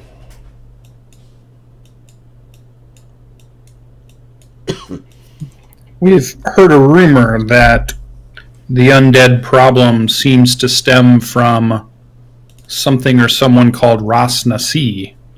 What has your research told you? I have heard of this Ras Nasi. He seems to be some form of leader to those snake people in Omu. The Yanti. Yes, Yuan Ti. Now, between Yan T and Yan Me, I mean, I hear it's kind of a rough part of the jungle. What are you doing floating on a giant rock heart? Beneath, in the lower areas is where I conduct some experiments, and where it's the closest place that we are able to safely get to try to study the effects of this death curse and try to bring it to an end of sorts. Who's we? Me and the people that I represent. Would we say she's an elf? Yes. Do we have any idea? That she's an elf? Yeah. I was just wondering if she had the characteristic of an elf or she's a gnome, a half elf, or something else. Definitely an elf. Hmm. Is there anything about her mannerisms that would make us think that she is leading us falsely? You can make an insight check if you want. If only you had guidance when you did it, so you get that bonus. Yeah, with a 16 insight, you feel like you feel confident that she's telling the truth about like studying the death curse and studying the lands of Chult from up here, but something does seem off, especially by the way that she talks about like ending it and stuff like that. And divine sense. Whoop, whoop, whoop. It is pinging off her. You get a undead sense from her. 100%. From her? Yep. I'm going to just kind of try to nonchalantly nudge the turtle. Mm-hmm. The fuck? God. While you're trying to get his attention, I'm going to be like, so are you able to move this research lab around so like you can fly all over the jungle, or does it move on its own, or while he's doing his thing? This was an interesting phenomenon that we were able to uncover. We have no control over it, but it seems to just stay here floating. It seems to be from the magics of old, and it makes a excellent place for a research facility. Oh, it doesn't move, it just stays here. Yeah, That's what you were saying. Milady. Gotcha. Milady, as you tip your hat. Milady. I very respectfully talk to the awesome looking elf. Mm-hmm.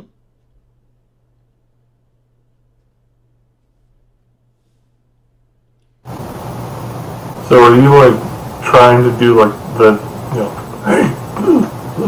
thing, or are you trying to? What's that? Yeah, I'm trying to communicate somehow that things aren't as they should be, without really alerting her. All right. Let's say do a performance check for me so that you can simultaneously let them know as well as hiding it from her. 22. Yeah, you guys, he does some secret hand signals as he's stretching or something, and he's definitely letting you know badness over here. Badness over here. Don't worry. Watch out.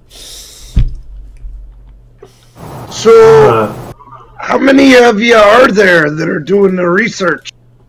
Well, right now it is just me as she looks down towards the stairs. Right now it's just me, but we have ways of coming and going from here. I'm gonna inside check that lady. Mm-hmm.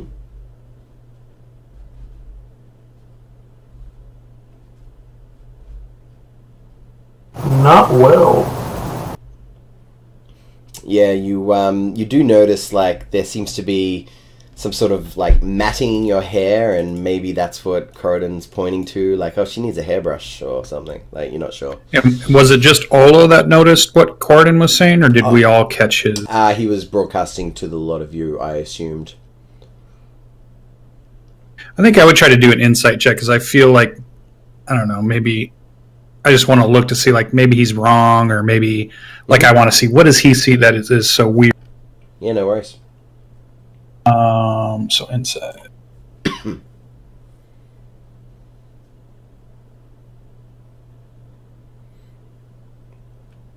Yeah, you're not really reading anything interesting. Seems like a really nice elf researcher. I don't know what your problem is. And if anything, you seem to be more in awe of her abilities. But being able to cast Gate from a scroll and bring you guys up here, like having a scroll in the first place of the Gate spell is something. So, is there anything more specific that you can tell us about your research that might aid us? Well, he looks over the edge when we eventually leave.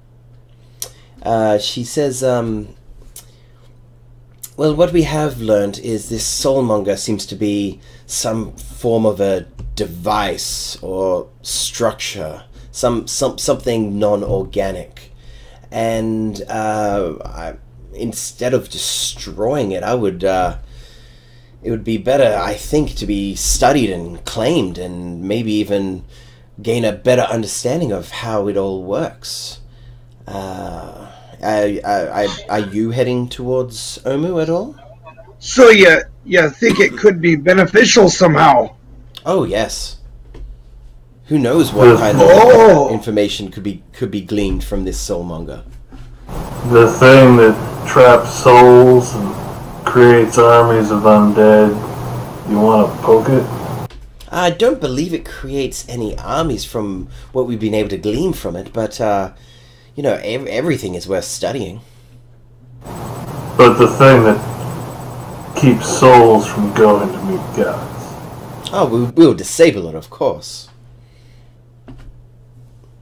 So, how did you come to be here?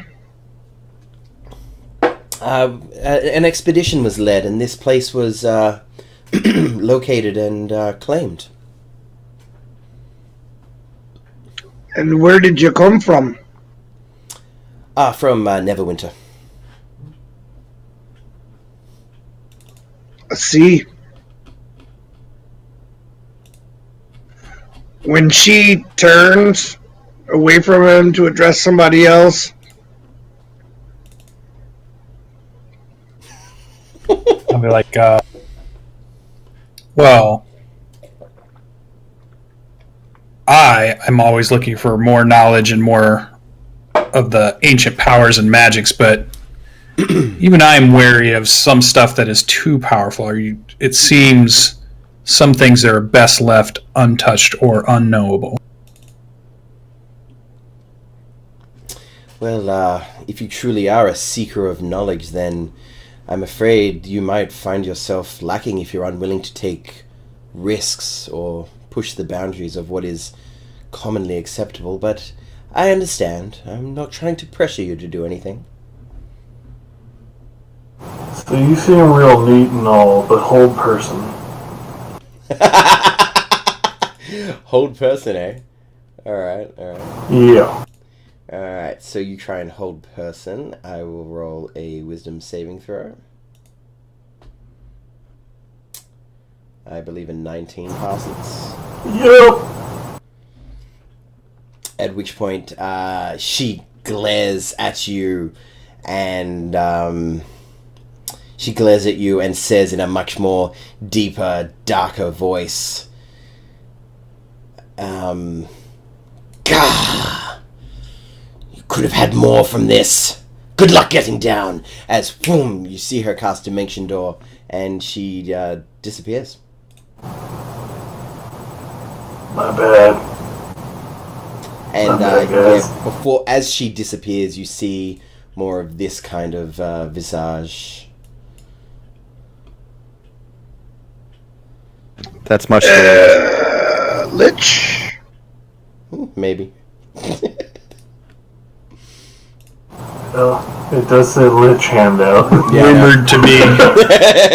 Sometimes the handouts might need a little bit of modification before handing them out, but you know. Is that a typo? Oh yeah, totally. It meant to say bitch because you know. Yeah. Right. Yeah. It checks out. Yeah, I'll look at Corden and I will. I say, I apologize. I thought you did not know what you were talking about, but clearly, she was way more dangerous than I thought. I'm sorry. Oh, the stench of her undeath was choking me while I was here, but I knew she was strong. All right, so we're going to have a code word from now on where we absolutely believe Corden from here on out, and when he says it, It's half. we're no questions asked. It's Pineapple! Halfling. Pineapple! work that into the sentence, and we're good to go. Like, I wish my friends were here. Well, while we're up here, maybe take a look, see about. See how we're going to get down. I can get us down, no problem at all. So when we're ready to go, let me know. Yeah, let's take a peek around and maybe not get ambushed by undead. Staff out. I'm on guard. Walk around, maybe as the dodge action in case something shoots at me. As I maneuver around. Are we near the tree or are we at the cave? The tree is right in the center there. So we're up on the top of it. We're not. She didn't bring us into the cave. No, can you guys see all right? Yeah. Oh, yeah. I have my character sheet up. Sorry, I wasn't even looking. Yeah, I'm gonna kind of make my way around and see what I can see.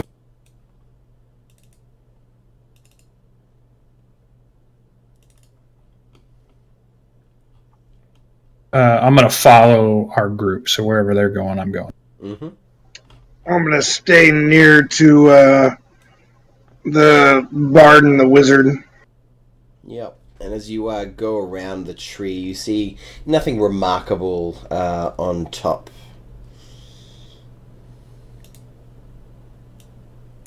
Olo, what do you think of this tree? Is it something special, or is it just a natural tree like we've seen in the jungle?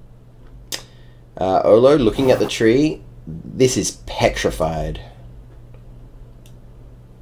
Well, it's not super normal for trees to be made out of rocks, but it does happen. Can I do a check to see if this was natural through aging, or if this looks like it was turned to stone by magics? Yeah, go for it. Arcana or nature? I'd say nature.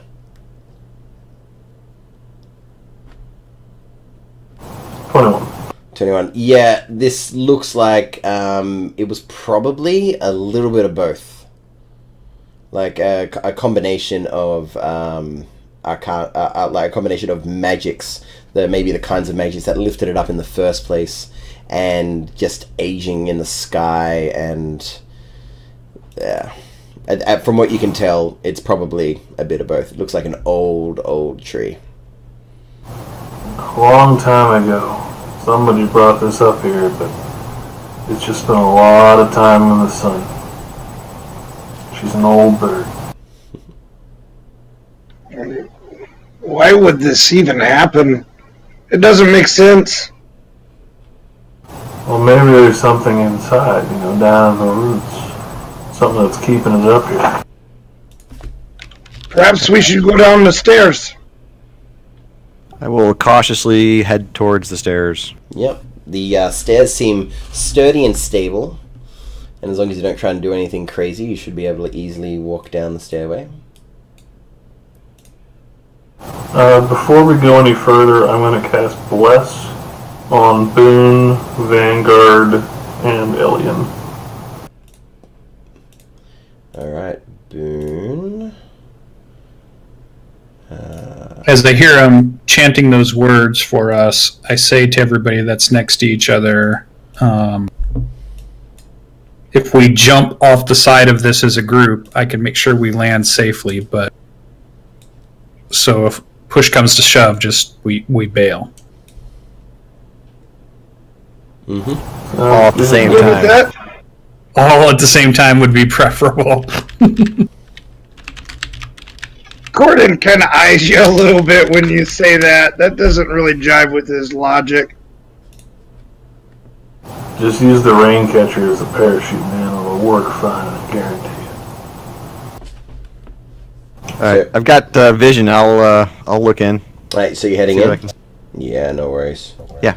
Let me just move you all. So stay still for 1 sec. Copy. Actually, and then I'll delete. Boonk. And then if you go, I'll reach over onto tap Corden on the chest plate and cast light on.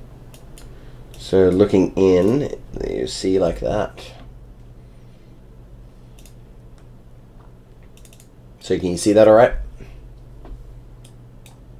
Yep. See the tree. Yep. So the cave is musty and dimly lit by daylight, filtering down through the hollow, petrified tree trunk 20 feet above. A dirty pool of rainwater occupies the central 20 feet of the floor, between natural pillars formed by the roots of the petrified tree. 3 tall bookcases stand against the wall to the right of the cave entrance. A desk and several wooden crates stand against the left-hand wall. Opposite the entrance are 2 doorways leading into small chambers, and between them a large iron cage. What's in the cage? You see a dead man. I'm gonna cautiously walk across here, kind of watching my steps. Mm-hmm.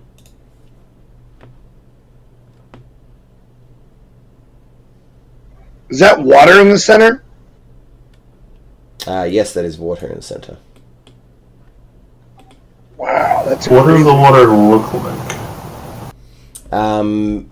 It looks pretty much like just a small pool of water, but you see as it's dripping through the petrified tree and dripping around, and also the random deposits in the ground of iron, you see it almost has a slight tinge of redness here and there, but it's primarily looks like normal rainwater. Is it coming down from the tree, or is it coming up through the rock somehow? It's coming down from the tree, and it's actually, I keep forgetting to roll for weather. It's coming down a lot. I tell Ilion to kind of stay here at the door to guard it, so that we don't get blocked in, or to give a shout if something comes out, and then be ready to jump if we come running back. And Alien is like, yeah, all right. Chicken, you heard him. I'm gonna go over by the desk and see if I can find anything about, symbols or, arcane instruments, anything like that. All right. As you do go over to that desk, You do see various things. As Boone's looking at these bookcases, you see a whole bunch of interesting things. But the thing that catches your attention the most is this guttural, like, as you see a crazy shape jump out from the gap up the top. And I'll have you all select your tokens and roll initiative. I'm sorry, what just jumped out? It looks like a massive gorilla-like creature, but it does not look alive. Grand. Just grand. Maybe a couple of them? Maybe a few. We're having adventures now, boys. Who said Lish's houses weren't great? Holy shit, there's a gaggle of them. Gaggle. Alright. As I look up, I'm gonna go, oh shit, that's about all I get out. I'm killing it on the rolls today, guys. How come Drubrin's never like this? My gosh, dude. Yeah, this is what they look like.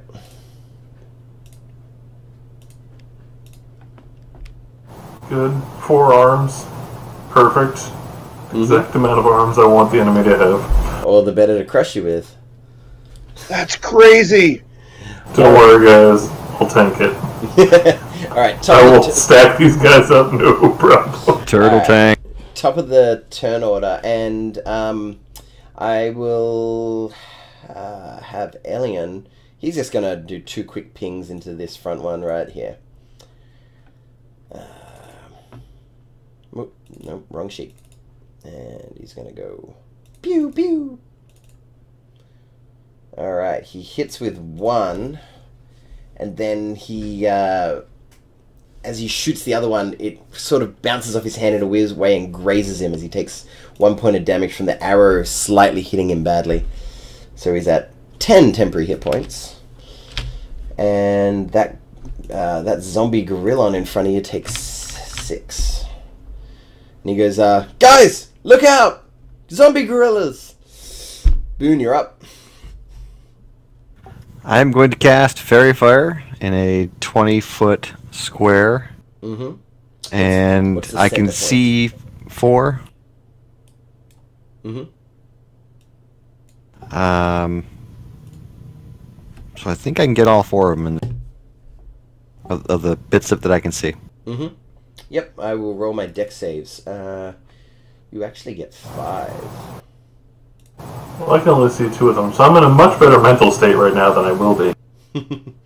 Yeah. Alright. Yeah. What color do you want your fairy fire to be? It's a bright, almost flaming yellow. Flaming yellow. Nice. Highlighted. Nice. And there's like no additional saves for that. Once it's done, right? Yep, it's on. Yep, cool. So, concentration? It is for me, yes. Yep, no worries. Alright, so, that's done. Anything else? I'm going to move just a bit. Mm-hmm. So I can see him a little better. And Corridon's real close to me, and I'm going to tell him this is his fight. You need to fight hard. Do what? I am going to do my best. Maybe do your best over here, buddy. There's a bunch of gorillas. I'm going to shout out, move to a choke point of some sort.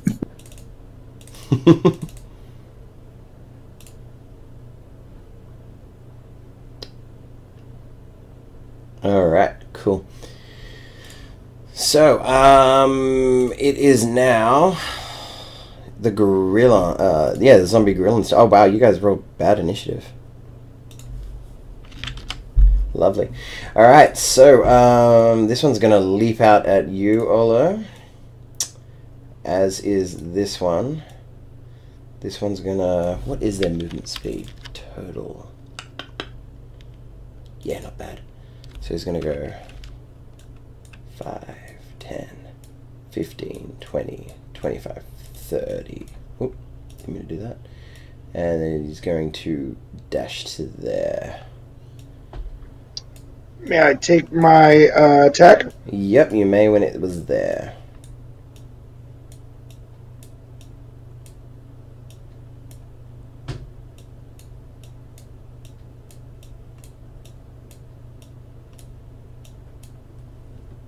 You miss. Yeah, that didn't work out. And yeah, as you miss, and so then he's gonna move to here with the rest of his dash. Yeah, as you miss, you open yourself up to an attack, and you feel like the next attack is gonna have you at advantage because you rolled that nat 1. All right. And only one of them will be able to attack you, Corridon, because the other two had to dash to get there. And the first attack will be at advantage, neither of which I believe hit. Right. And then he's going to make 4 claw attacks on you, which I believe 2 hit. Holy shit. Yeah. Alright. Yep, you take a total of 12 slashing damage, so you should only lose 1 hit point after the 11 temporary. Go! Olo didn't fare so well, where both of them are going to get all their attacks on him, so 2 bites, both miss. And with that first bite, he's because he missed so badly and bounced off your shell, he's only going to get 3 claw attacks on you now instead of 4. So do those 3 claw attacks first, none of which can break your awesome turtle shell with your shell defense, and then the other 4 claw attacks, nothing can get through this turtle. A haze of spores and moss and like fog kind of erupts around him as he goes into his guard and just kind of obscures him as he turtles up and just desperately tries to block as he gets swarmed by a horrific creature. Right. Alright, so that's their turn done. Why was I rolling so well with the plesiosaurs, which was supposed to be like a non-combat, and then when it's the actual combat I can't hit the freaking turtle? Whatever, fine. It's fine. I'm real okay with it. I'm real okay with it. Yeah, because if you roll well with all of that, we're in trouble. Yeah, no kidding. I can tank like 12 hits around. It's not a problem. You are up, Olo. You do see the bright yellow outline. A bit harsh on the eyes. You're like, oh, bit too bright, guys. Come on. Seeing that this will be a contest of strength, I reach into the infection that I long ago welcomed in myself, and I'm gonna bond with my symbiotic entity and begin to swell, and as mushrooms and moss just begin erupting out from my body, and I swell in size, and the kind of toxic aura around me intensifies. Awesome. I'm gonna use that for my action. Because I believe Wild Shape is an action. Yeah, Wild Shape's Wild Shape an action? Yeah. Unless you're a Circle of the what's it called? Circle of the Moon? Circle of the Moon? Yeah. Yeah. And so that will use my action. What are you turning into? I'm gonna maintain Bless, so I'm not gonna cast anything with my bonus, but I will use my reaction to pump out a Halo of Spores upgraded because of the symbiotic entity to the one that missed me with the bite. Okay, that was the northernmost one. So what are you watching? Yeah. Oh, are you is this some... Yeah, with the Circle of Spores, they don't actually have Wild Shape. They just, basically all of the mushrooms and things inside them just erupt, and their poison aura intensifies, and they get bonus damage on their attacks, and they get a bunch of bonus HP. Okay, sweet. Well, make sure you sort that out in your character with all the correct stuff. Yeah, I get an additional 24 hit points. Wow, with nicely that done. shift. Yeah. Just send the turtle in to tank everything. It'll be fun. And that is a grand total of 2 necrotic damage to the one that missed me. Because double ones. Olo has rolled it tonight. Nice. Well, it's fine. You're not taking that much damage, not dealing that much damage, maintaining the status quo. Vanguard. That's cool. I've got like 80 hit points. Let's do that. Vanguard, you're up. All right. I look at Ilion and I'm like, cover me. And I'm going to step back 5 feet. And I begin chanting words of power. And the entire room seems to begin to, almost like time begins to stop. And I'm going to cast slow. Ooh.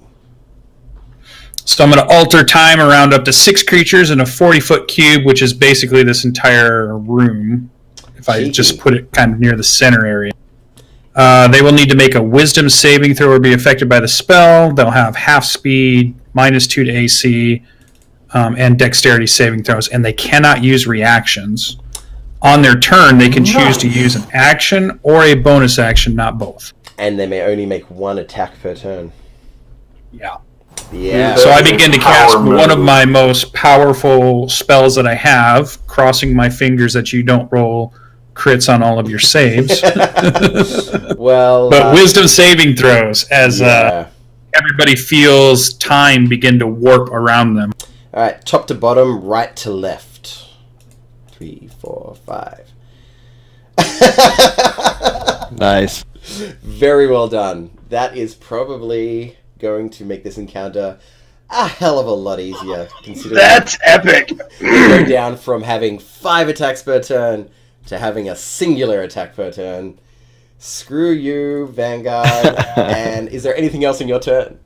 No, you see my staff is raised, sweat is pouring down my face as in RP wise, I feel like this thing is the most draining of what I can do, even though there's no actual mechanical reason. But it's like I'm struggling to use this powerful spell and to hold it and maintain it, which is a indication to each of you that I'm concentrating very hard to keep this up.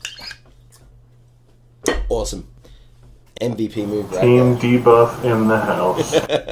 That was killer, dude. Anything else? Nope, I'm done. Excellent. Corridon, you're up. You got a glowing guy in front All of right. you whose AC's just gone down. Yeah, the one, the glowing one in front's gonna get it first.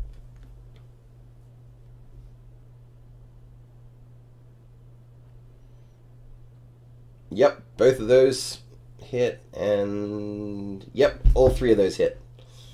Now you could have re-rolled that 1 and tried to get a natural 20 if you were a halfling, but that's fine. Rerolled the. Yeah, if you were a halfling. You guys. I am gonna go ahead and on this first one, so that all 3 hit. Mm-hmm. I am gonna smite with my first attack. Yep. Here comes the burst damage. 25. 25, jeez. That's Yep. versus undead. So that's 25, 32, 39. Damn. That's my boy. Oh, I'm sorry. 33, 40. 40 even. I was minusing off as we went, so it's all good. Yeah, damn. That's a way to smite your foes. Well done. Alright, that's your action and bonus action. You want to move anywhere? They don't get reactions, apparently, so... You kill one? He is gonna.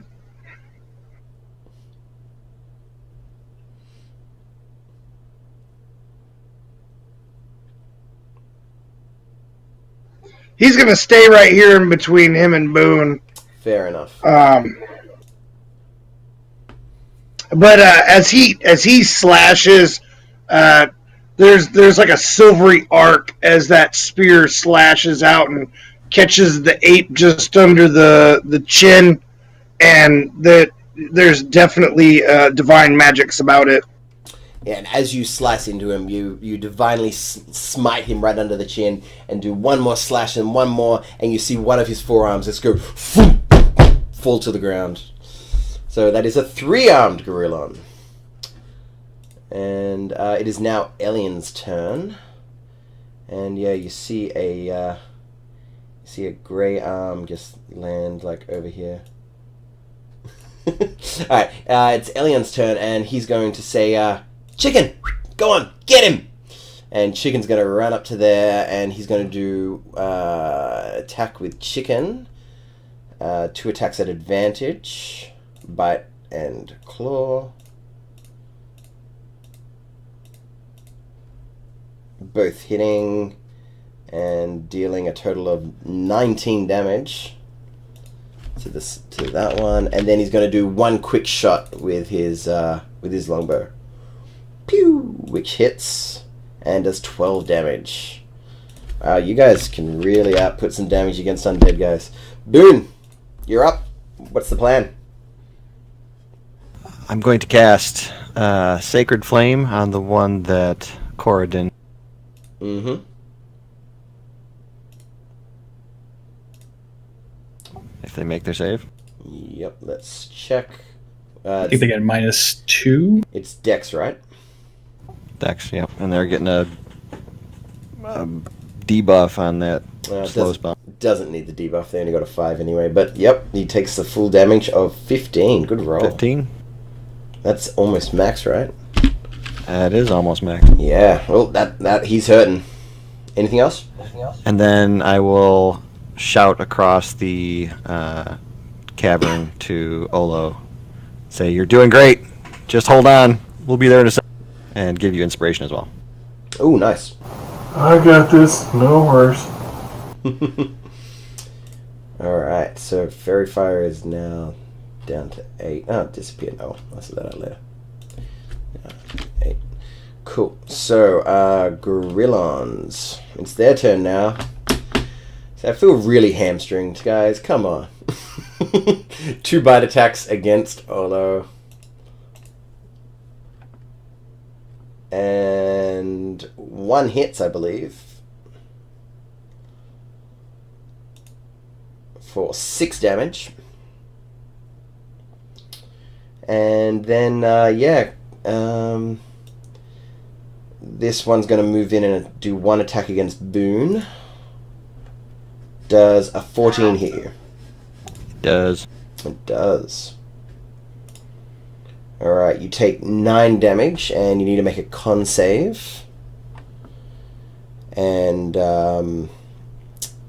Corridon, you can... Nice save. Corridon, oh, yep, you're already on it. No worries at all. Yep, you hit. Alright, and I'm going to go ahead and smite this dude. Go for it.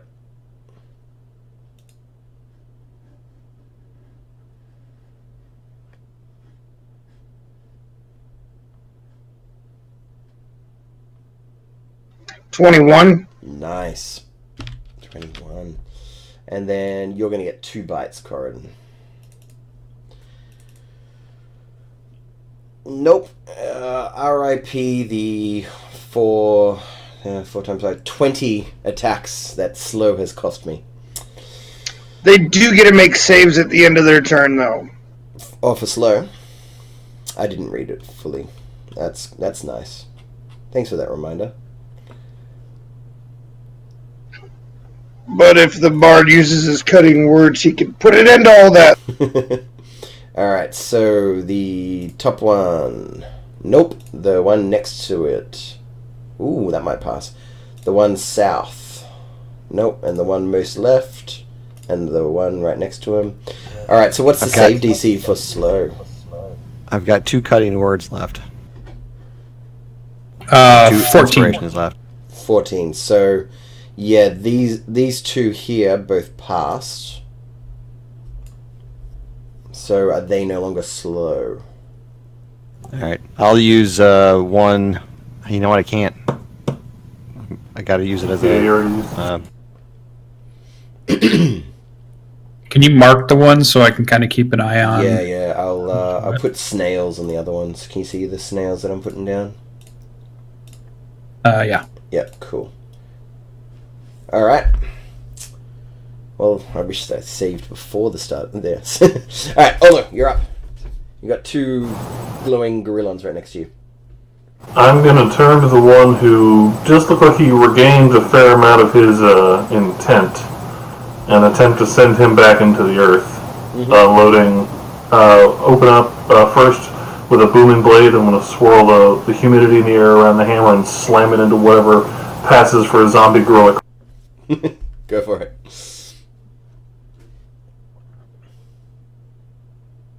You had advantage on that. Thank you.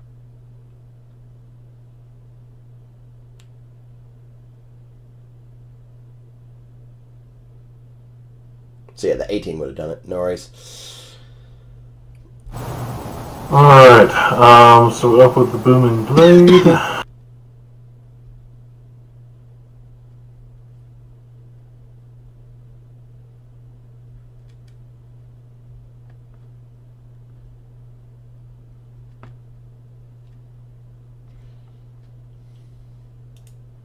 And this is against the same guy you've previously been attacking? This is the one whose slow spell faded. Neither of the ones next to you have faded. They're both fine. Oh, then yeah, the one that I had already damaged. Okay, no worries. So the first attack is 13 damage, 4 of which is thunder. Yep. And then as I strike him, the aura around me pulses into my weapon, dealing additional poison damage.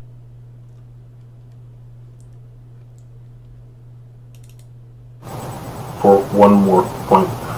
You feel like that poison damage did nothing. I figured as much. Yeah. I will use my War Cleric to strike him a second time.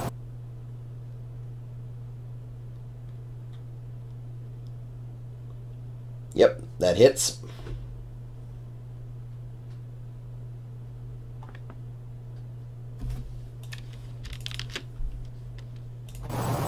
$10 points on that. I'm not going to bother with the poison damage since he's immune to it.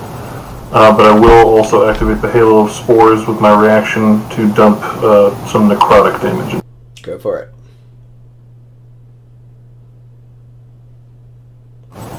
Or 8 more. 8. Alright, he needs to make a Constitution saving throw. Which he passes. And you see the spores go into him and his legs start to buckle, but his resolve makes him stand up strong again, albeit slow. Is that your turn? That is everything I can pump out, yes. Also, I only just remembered, everybody totally has inspiration from the last session. My bad for not giving it out earlier. Alright, so, Vanguard, you are up. Annoyingly, 2 gorillons have escaped your slowed grasp, but yeah, even if it was just for 1 turn, that level 3 spell was worth it. It is annoying.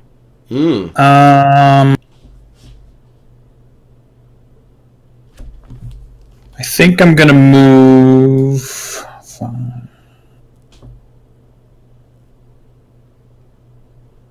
5 feet. And does this go... Is there a rock in the way here or something? Is that what's blocking me being able to see that token? Oh, is there a tree in my way? It's like a tree root, yeah. Oh, I didn't see that. It would be this tree root right here.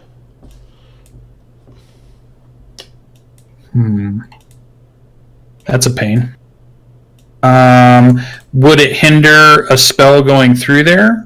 Does it hinder my vision and would block a spell or not? Depends on the spell. Are you thinking lightning bolt or are you thinking something else? I'm thinking about lining one up, yeah. Lightning bolt, you should be able to get through.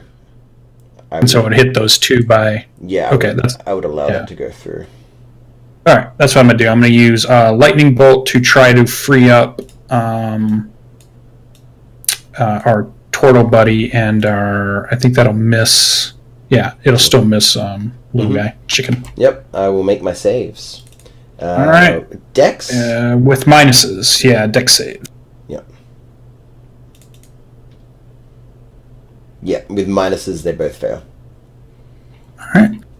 Let's hope for a good roll here. 8d6. Let's do it. You can do it!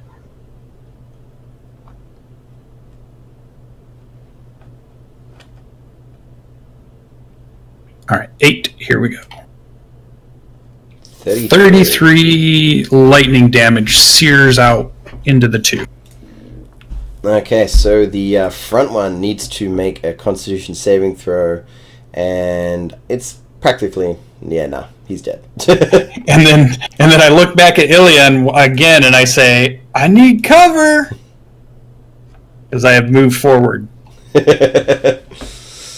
right, you doing anything else? No, so that was movement, action. Not going to use a bonus, so No worries. Curden.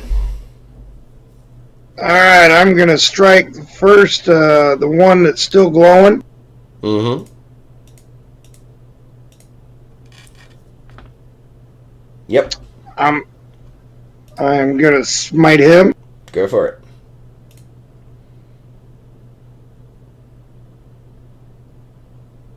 So 19 points of damage And as he thrusts the spear into his guts. And you obliterate him as you do, completely disallowing his ability to withstand your killing blow.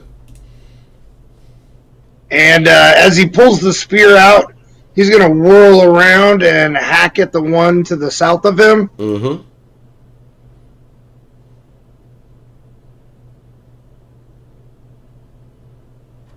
And I'm going to use my inspiration on that. Yep. So a 20 to hit. And then the butt spike as he turns and jams this into a missile. All right. Does a 10 hit? The butt spike misses. Don't! I am going to smite him with the second hit. Mm-hmm. Sorry, it took me a second. I love Olo's Spore Hammer. Yeah. We need art of that now. We need to draw that up. Sorry, I was just setting up the auto rolls. 27 points of damage as he hacks into the side of this thing, and the light bursts forth from the ragged wound. Right. Oh, it's not looking good. He's able to survive it. All right.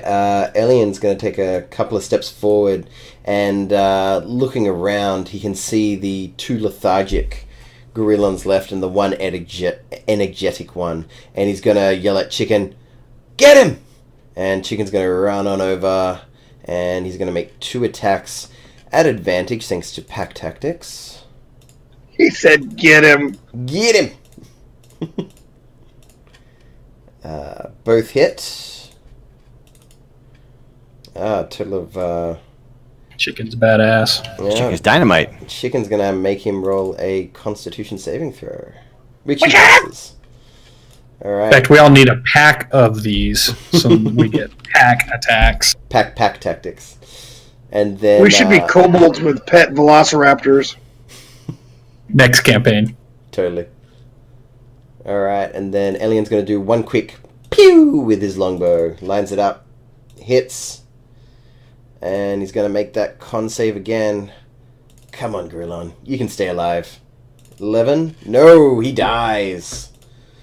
My only non-slowed one is down. Boone. Gone now, get. You're up, Boone.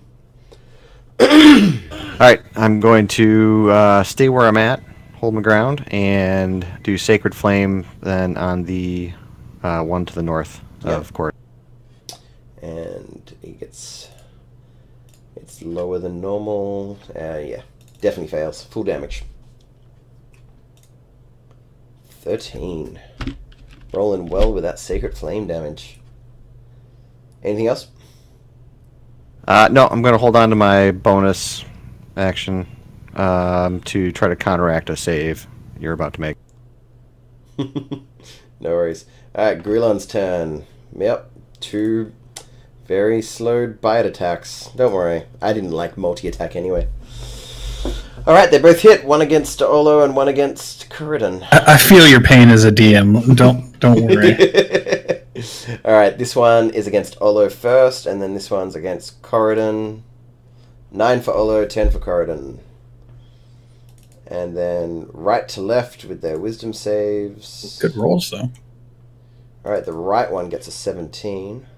I will attempt to counter with cutting words on the one that passes.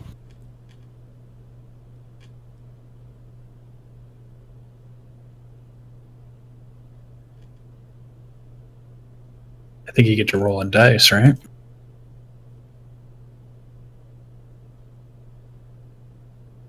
Do you want me to roll, or do you want to roll? It says for attack rolls or ability checks.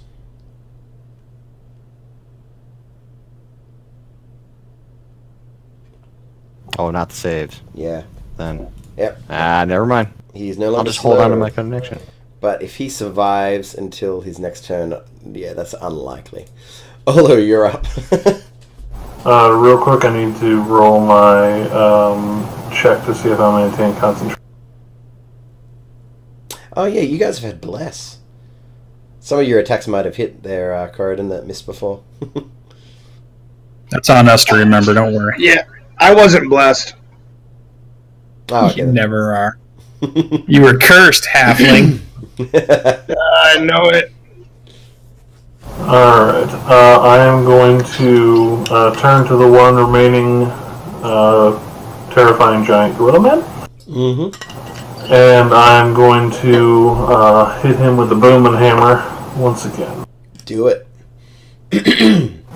Does he still have fairy fire on him? He very much does.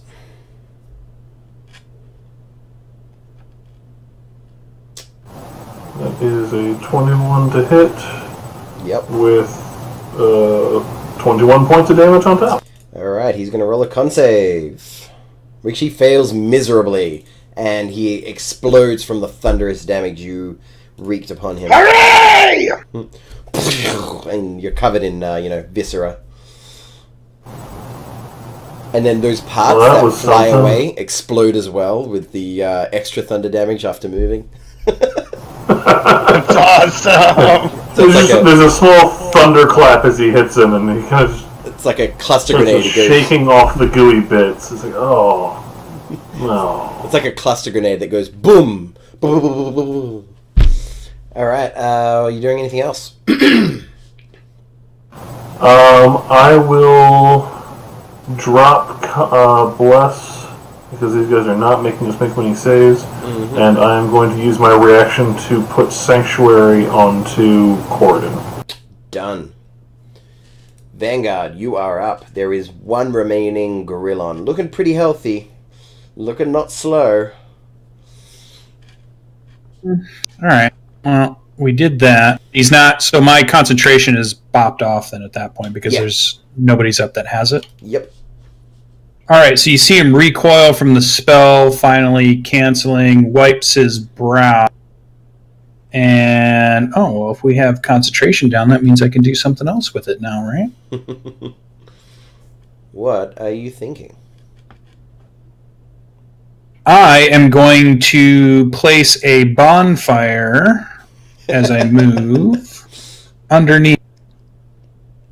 Excellent. So let me go, let me grab my...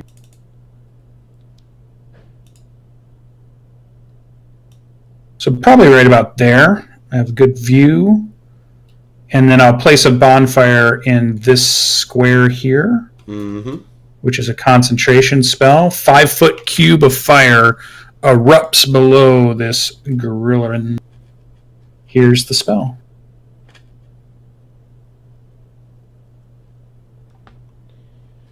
So he gets a Dex 14 saving throw.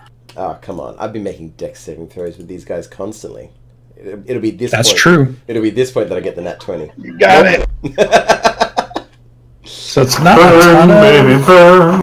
Yeah, it's not a ton of damage, but 8 points of damage. Nice. Fire damage, in fact. Fire. No like it fire. Hopefully the zombie hates fire. Alright, Corridon, you have Sanctuary placed upon you.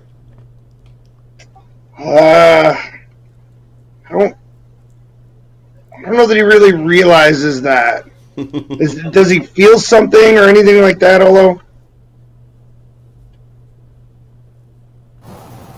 There's a slight shimmering around you as it feels like kind of the humidity in the air just kind of is coating you. So it's that weird, gross kind of love that you're used to from him. I hate to waste your spell, but I'd rather you kill Corridon this is... thing. I am the Autumn Reaver, and you shall go.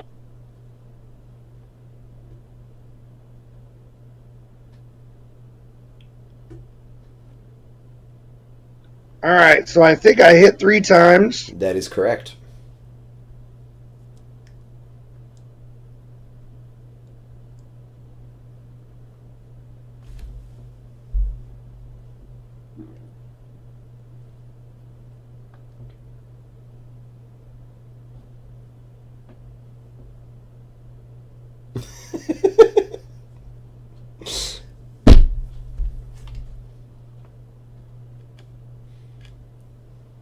Alright, so we are 26, 28, 32, 42, 52, 56 points of damage as he spins this thing around and jams it into the guts and then rips up back with the butt spike like a gauntlet smash into its face and kind of goes batshit on it.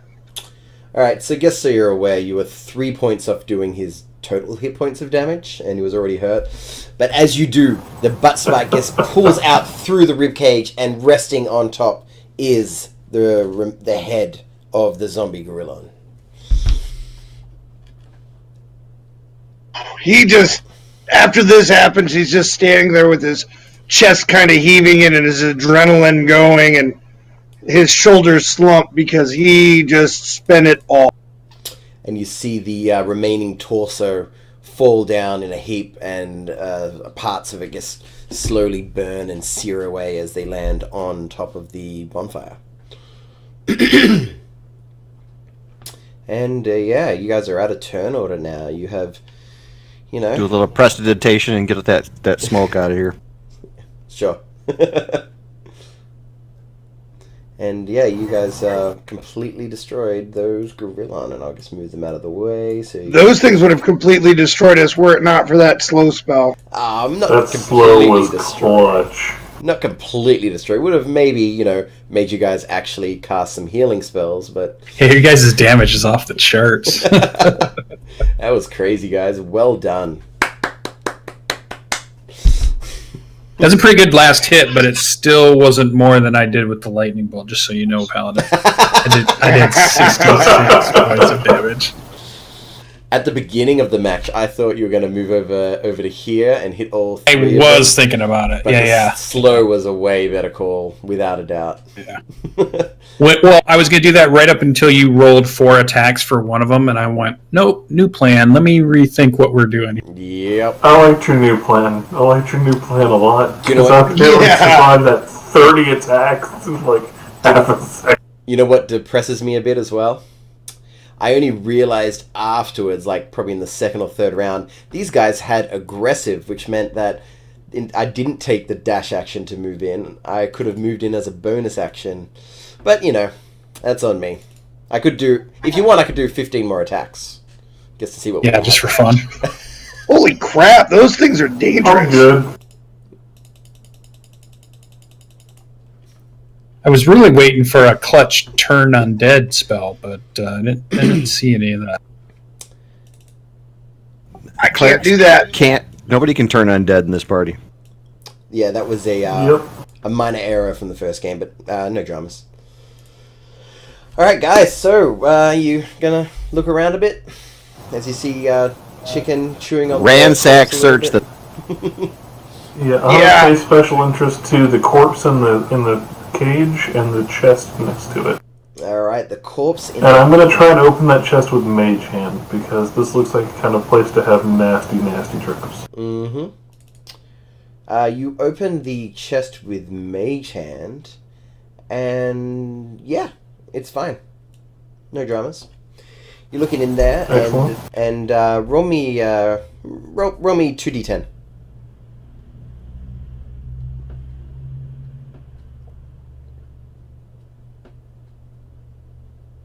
Yeah, you find 12 gems of quite good value from the look of it, as well as 200 silver pieces.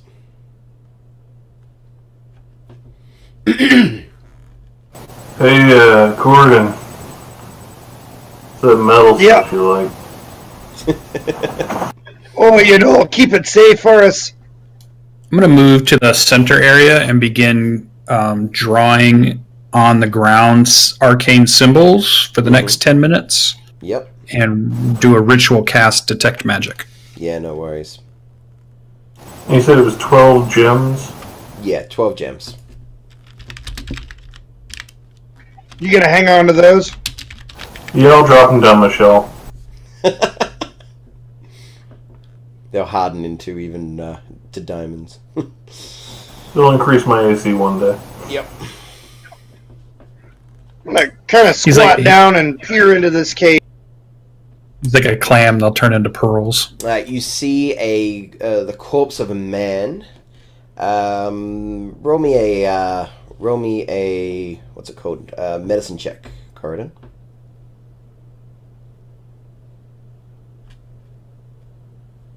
Yeah, with that 16, he looks like he died from exhaustion, from hunger, from lack of, amenities. They starved him to death. And it looks like he's still got all his gear. Other than weapons. He seems to be weaponless. I mean, is there anything of note? I don't want to go looting the body if there's no point. You see a backpack, and you see a jug, a hefty jug attached to the backpack as well.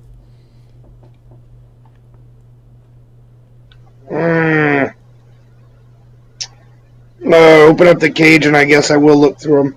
Mm-hmm. Boone, are you looking at the bookshelves? I am looking at the shelves.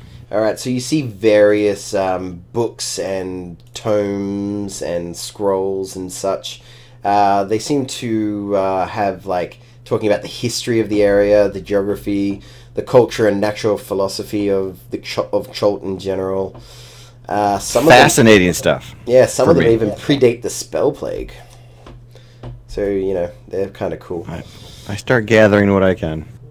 You also see 2 spell scrolls, which you are looking at. Yeah, they definitely tickle your fancy in regards to seeing that they're seemingly well etched, as spell scrolls often are. And then pull those down and put them on the table for us. Yeah, as Vanguard finishes his casting of the spell, he sees those 2 scrolls are glowing that you grabbed, as well as the pot, the jug that's on the back of the deceased person in the cage. Corridon, in his pack you find a fully intact adventurer's pack, or whatever that's called. I think it's the adventurer's kit or pack. Alright. I think with eyes that look kind of like yellow stars that move. And then I kind of just point to the things that I can say out loud are arcane power. So I point to each of the objects. And I'll do a slow circle around the whole area to catch. As you are looking around the whole area, you particularly notice, I'll move you over to here, Vanguard, there be a teleportation circle right here. And yeah, you notice the 2 scrolls and you notice the jug.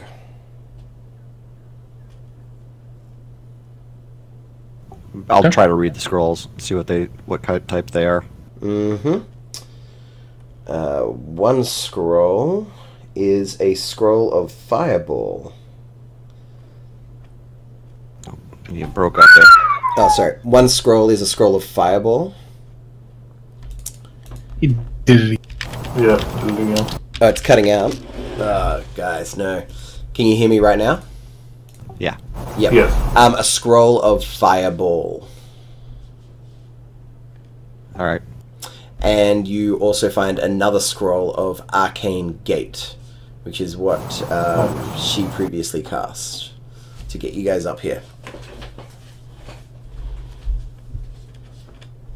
So I mentioned to them the jug, and I grabbed the jug, and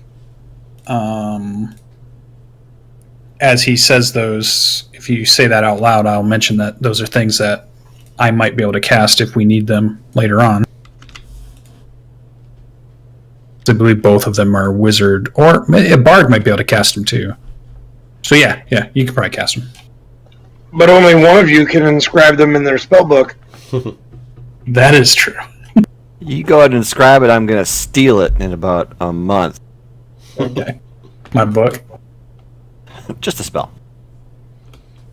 So, going to Gordon load is the going contents to- of his pack into my net.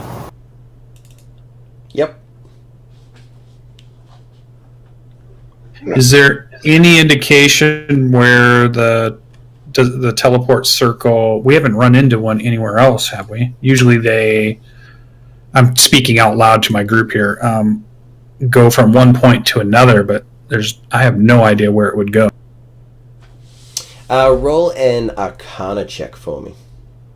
Could go to the bottom of a sunken city Aye. out in the ocean. 26. Nice. With Alright. a Randy Storm Giant Princess.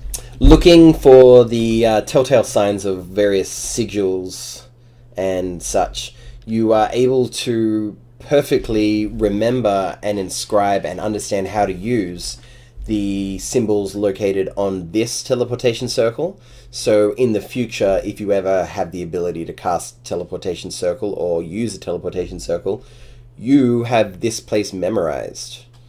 Other than that, you do notice that there is a lack of anything which shows anywhere how to, like where it was used to go to or anything like that. You feel like Valindra deliberately didn't leave anything like that lying around.